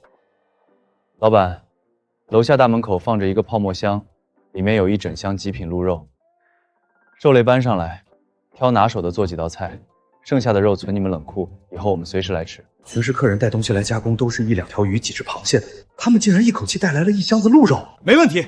自带硬货上门，这活我接了。不是我说，老板，你真能把鹿肉做明白不？瞅你这打扮，咋也不像个大厨，连皮鞋后跟都踩塌了。别是后厨睡迷糊被薅出来顶班的吧？小兄弟，这大厨该长啥样？是不是得左手拿炒勺，右手攥大蒜，才像个大厨？那可不，你瞅我这体格，看着都比你更像个厨师。脑袋大脖子粗，不是老板就是伙夫。你这身段可不就凑这2样里了？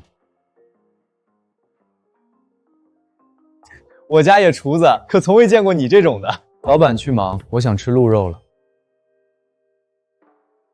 行，我下楼去验货。几个学生能带啥好货？别是便宜养殖鹿，膻味通天，处理都要处理半天。这肉绝对是林间的散养鹿，而且分割肉的师傅也绝对是行家中的高手。我虽然有手艺在身，却没有好的野味供给。若我能搭上这条线，长期在那边拿肉，肉我看过了，是这2年见过最好的极品，好肉不能糟蹋。我得按师傅传下来的老规矩做，给我1个小时。行，你看着做。1个小时能做出什么花来？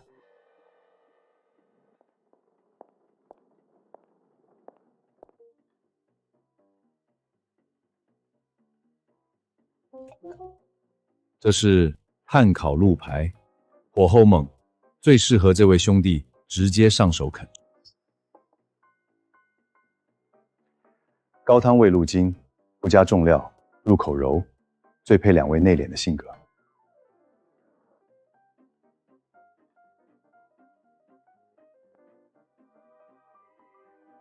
金玉华露金桔，吃的是极致的嫩，最衬您的身份。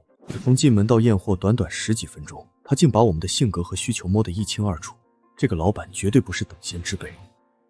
上一世他能起家，看来不仅光靠厨艺啊。让我先尝尝味道如何？我吃鹿肉吃得多，最有发言权。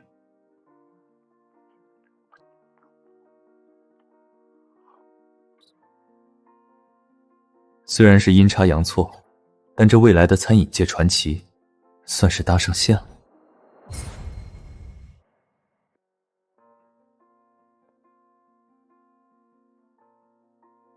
坏了，光顾着炫肉忘了喝酒。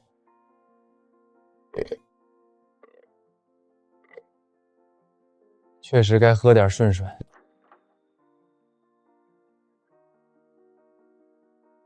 鹿血酒太烈，容易上火。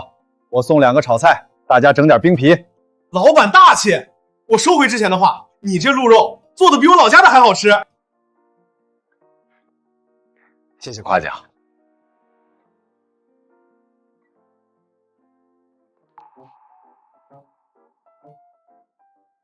几位兄弟，你们那批鹿肉底子真不错，平时家里没少吃吧？老板，你别研究我们，你手艺这么牛，这辈子梦想是啥？发财呗，把青鹿宴发扬光大。可惜啊，我这店现在一个鬼鬼都没有。如果真有机会，我想把我这门手艺发扬光大，收徒弟，开分店，让全江城的人都吃上好的鹿肉。那不简单吗？这还简单，老板，你今儿个遇上贵人了，看见没？陈少，江城正儿八经的地头蛇，他一句话能把你这店门槛踩平了。瞎吹什么呢？谦虚啥呀你？陈少，我敬您一杯。老板客气，我也就是个市级的少爷。老板，你这店缺啥？缺少客源，牌面，缺能消费得起的大老板捧场。那更不是事儿啊！可你知道一帆是谁吗？省级顶级财阀，人家回老家几10辆黑牌奥迪 A8 排成长龙开道。东子，别扯了，他倒也没扯。我是市级少爷，你是省级的，地位完全不同。不过老板，你真想把店做起来，我平时认识一些朋友，到时候带他们来尝尝你手艺，也不是什么难事儿。这一桌人，这2人确实气质完全不同，而韩东更像个气氛组。至于另外一位，似乎一直没什么存在感。没想到小店能同时迎来2位贵客，真是蓬荜生辉。我敬你们一杯。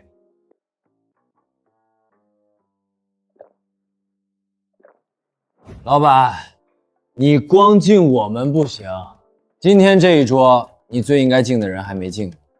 今天这桌上真正不简单的在这儿，京城来的。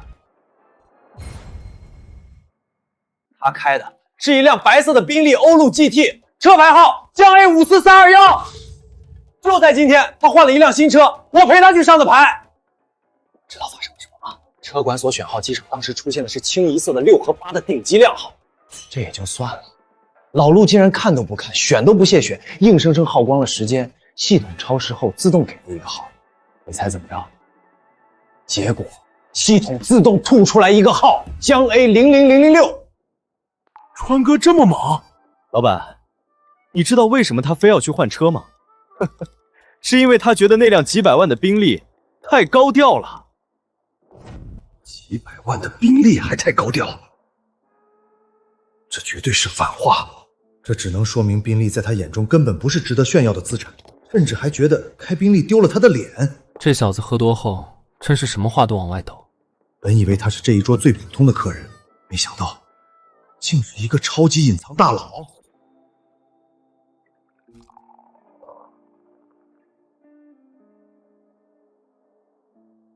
几位，今天我陆德韶算是开了眼了。这杯酒，我敬你们。一帆，你说莎士比亚写那么多悲剧，晚上会不会整宿失眠？如果是前世的话，陈子昂问出这种问题，赵一帆的回答绝对是不知道，因为他根本不会去和陈子昂解释那么多。不会，悲剧是释放口，他睡眠质量应该比写喜剧的人好。那你说，如果明天早上第一节微观经济学，咱宿舍全都旷课不去听，宇宙的运动轨迹会不会产生偏差？不会，但明天上午点名的时候，辅导员在成绩班上扣平时分的手速应该会很惊人。一帆，你这也太他妈真实了，绝了！一帆，你这脑子到底怎么长的？来，为了宇宙的运转，咱俩走一个。赵一帆平时最冷，最难被周围喧嚣打动，但今晚竟然能和陈子航聊这种无营养的酒后闲谈。前世的504宿舍永远透着防备，重活一世，这种真实的羁绊挺好。喝，今晚多喝点儿，明天就正式上课了，喝酒都没什么机会了。老陆，你也要陪我们多喝点儿，咱以后可是兄弟，这里就定为我们兄弟几个聚餐的地方了。好，没问题。我这饭店有了这几尊大神经常来吃饭，以后不愁不发财了。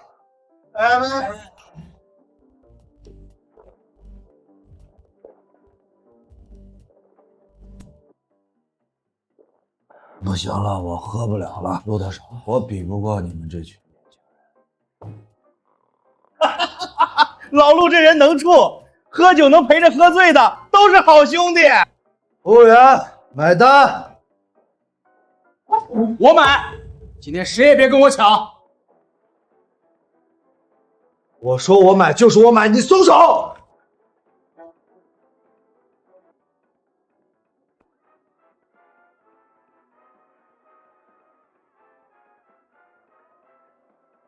他俩好像喝高了，这咋整？让他们去折腾吧，咱上去也是添乱。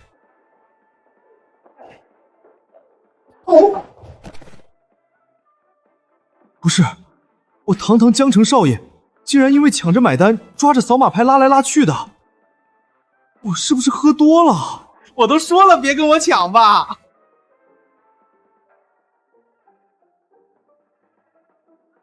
多少钱啊？先生，您今晚一共消费了5800元。多少？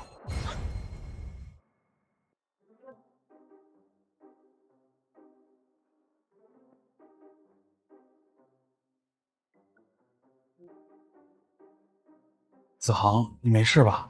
谁让你非得跟我抢的？看，摔着了吧？我都说了我买。好家伙，前世精致冷漠的少爷，如今竟然为了抢着之前被寒冬打倒在地，还将我手机砸了，神社是完全不要了。等你明天酒醒，看我怎么宰。我手机呢？我得扫码啊！我去找手机，你们等着。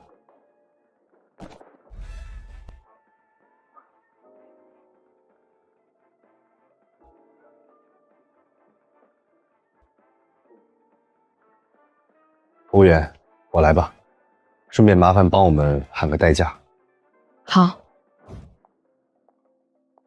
别装了，人都走没影了。那个顶级大少爷你不扒扯，你不是还惦记着要从他们嘴里掏出来那极品鹿肉的进货渠道吗？最后怎么不提了？极品鹿肉的路子确实缠人，今天第一次认识，总不能追着人家打听吧？吃相难看会把人吓走的。那个姓陆的呢？人家那背景你不着急巴结啊？京城来的宾利特殊连号，这种大佬突然跑来我店里吃饭，说出去你信吗？哪个东北大高个吹那本地的少爷，那本地的又吹那个姓赵的，最后七拐八怪都去吹陆川，还越来越离谱。不就是喝多了酒在酒桌上吹牛逼吗？所以你完全不信？当然了，我干餐饮这么多年了，什么人没见过？真要有那种手眼通天的大人物，会和几个毛头小子混在一起，会因为几千块的饭钱抢单抢得满地打滚。松开小爷，小爷没醉，小爷能走。哎呦喂，我的屁股！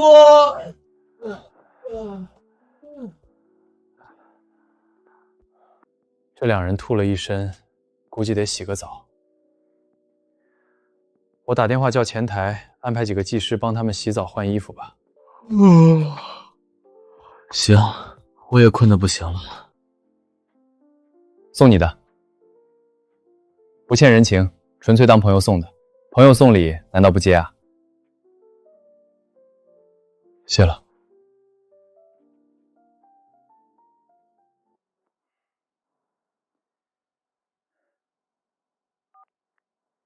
您好，麻烦给404号房间安排几个技师。我有2个朋友喝醉了，需要洗个澡，衣服也记得帮忙洗了晾干一下。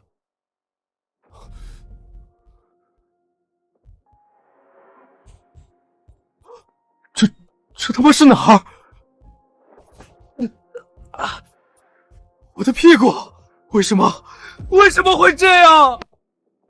你他妈昨晚对我干啥了？我屁股怎么这么疼？你给我说清楚！你撒手！我啥也没干啊！就知道你不对劲儿。上次在水会你就非要一起洗，现在居然趁我喝醉，你个禽兽！我他妈也喝断片了！我一睁眼你就在这掐我，我还想问你咋钻我被窝里来的呢？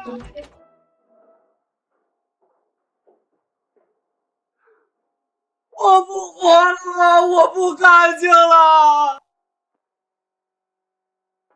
行了，先松手。你昨天晚上干啥了？自己全忘了吗？昨天晚上喝完酒，你没走稳，结结实实摔了个屁股墩儿，所以你现在屁股疼，非常正常。真的？真的。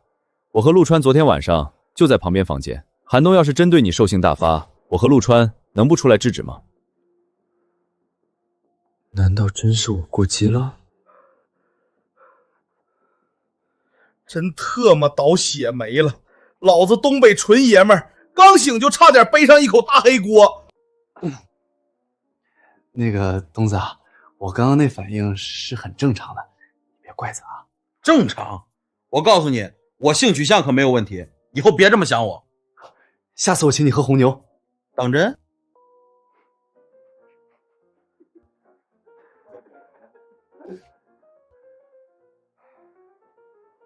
我去冲个澡。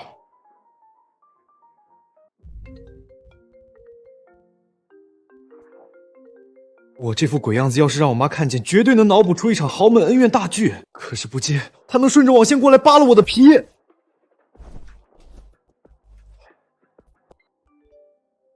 妈，怎么了？儿子，大清早跟室友在酒店开房呢。昨晚大家一起喝了点酒，太晚了就没回宿舍。不对呀，你这眼睛怎么红彤彤的？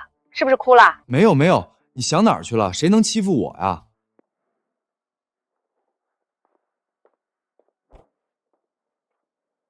咋？你那屁股还疼不疼了？要不要我给你揉揉？你别乱说话！我记起来了，昨晚我喝多了，推你的时候太用力了，跟你说声对不起啊，以后我肯定小心点。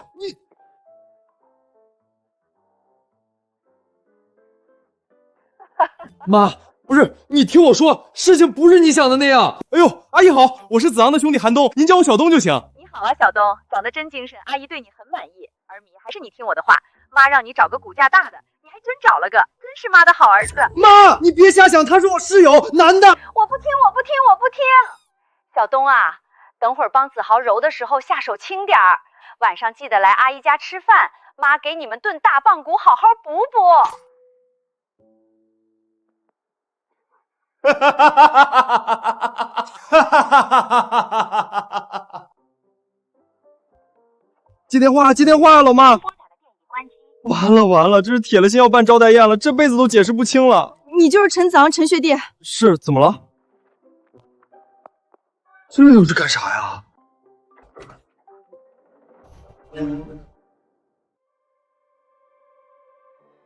我的个乖乖，陈总，你这是得罪哪个宁霜厂了？这到底怎么回事？子昂，你是不是得罪了什么人？这不会是恶作剧吧？我刚来学校也没得罪人啊，我看看。开学报道我就注意到了你身上的气质很干净，希望能从一顿简单的晚饭开始，慢慢认识你。嘿嘿，我就说吧，本少爷怎么会得罪人呢？这些都是情书，这该死的魅力根本就藏不住。我操，还真是情书啊！陈总牛逼，人家是桃花朵朵开，你这开了一个桃园。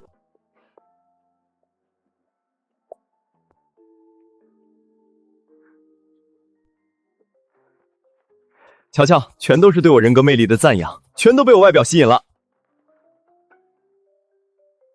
这黑丝还有褶皱，明显是穿过的，这也太直接了！我的个亲娘嘞，这么狂野！今天送黑丝，明天不得将身体送上门啊？不对劲儿，太不对劲儿了！以前怎么没人送这些东西？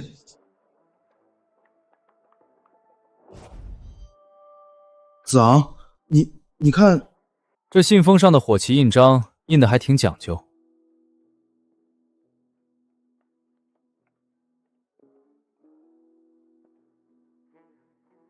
外语学院的邮窗，看来送情书的还不止咱们学校的。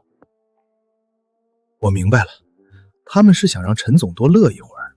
这大少爷今天已经被折腾得够惨了。你刚才说看什么？我说我想看看黑丝。你这人怎么说话这么粗俗？大家都是文化人，想看黑丝能说的这么直白吗？得换个有意境又文化的说法。那应该怎么说？应该这么说：闻君倩腿裹鹰晚霞，青苔莲步风寒韵，漫至罗宾亦自暇。莫道人间无绝色，一眼惊鸿醉天涯。这首诗就叫《盼见素腿着玄霄》。好文采，好诗，好诗啊！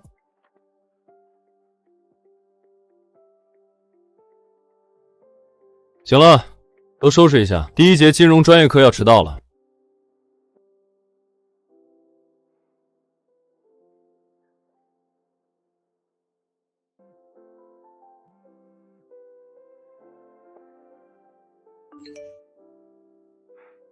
摒弃了前世那些装模作样，我找回了久违的踏实与平静。这种生活才是人过的生活，而我的人生才刚刚开始。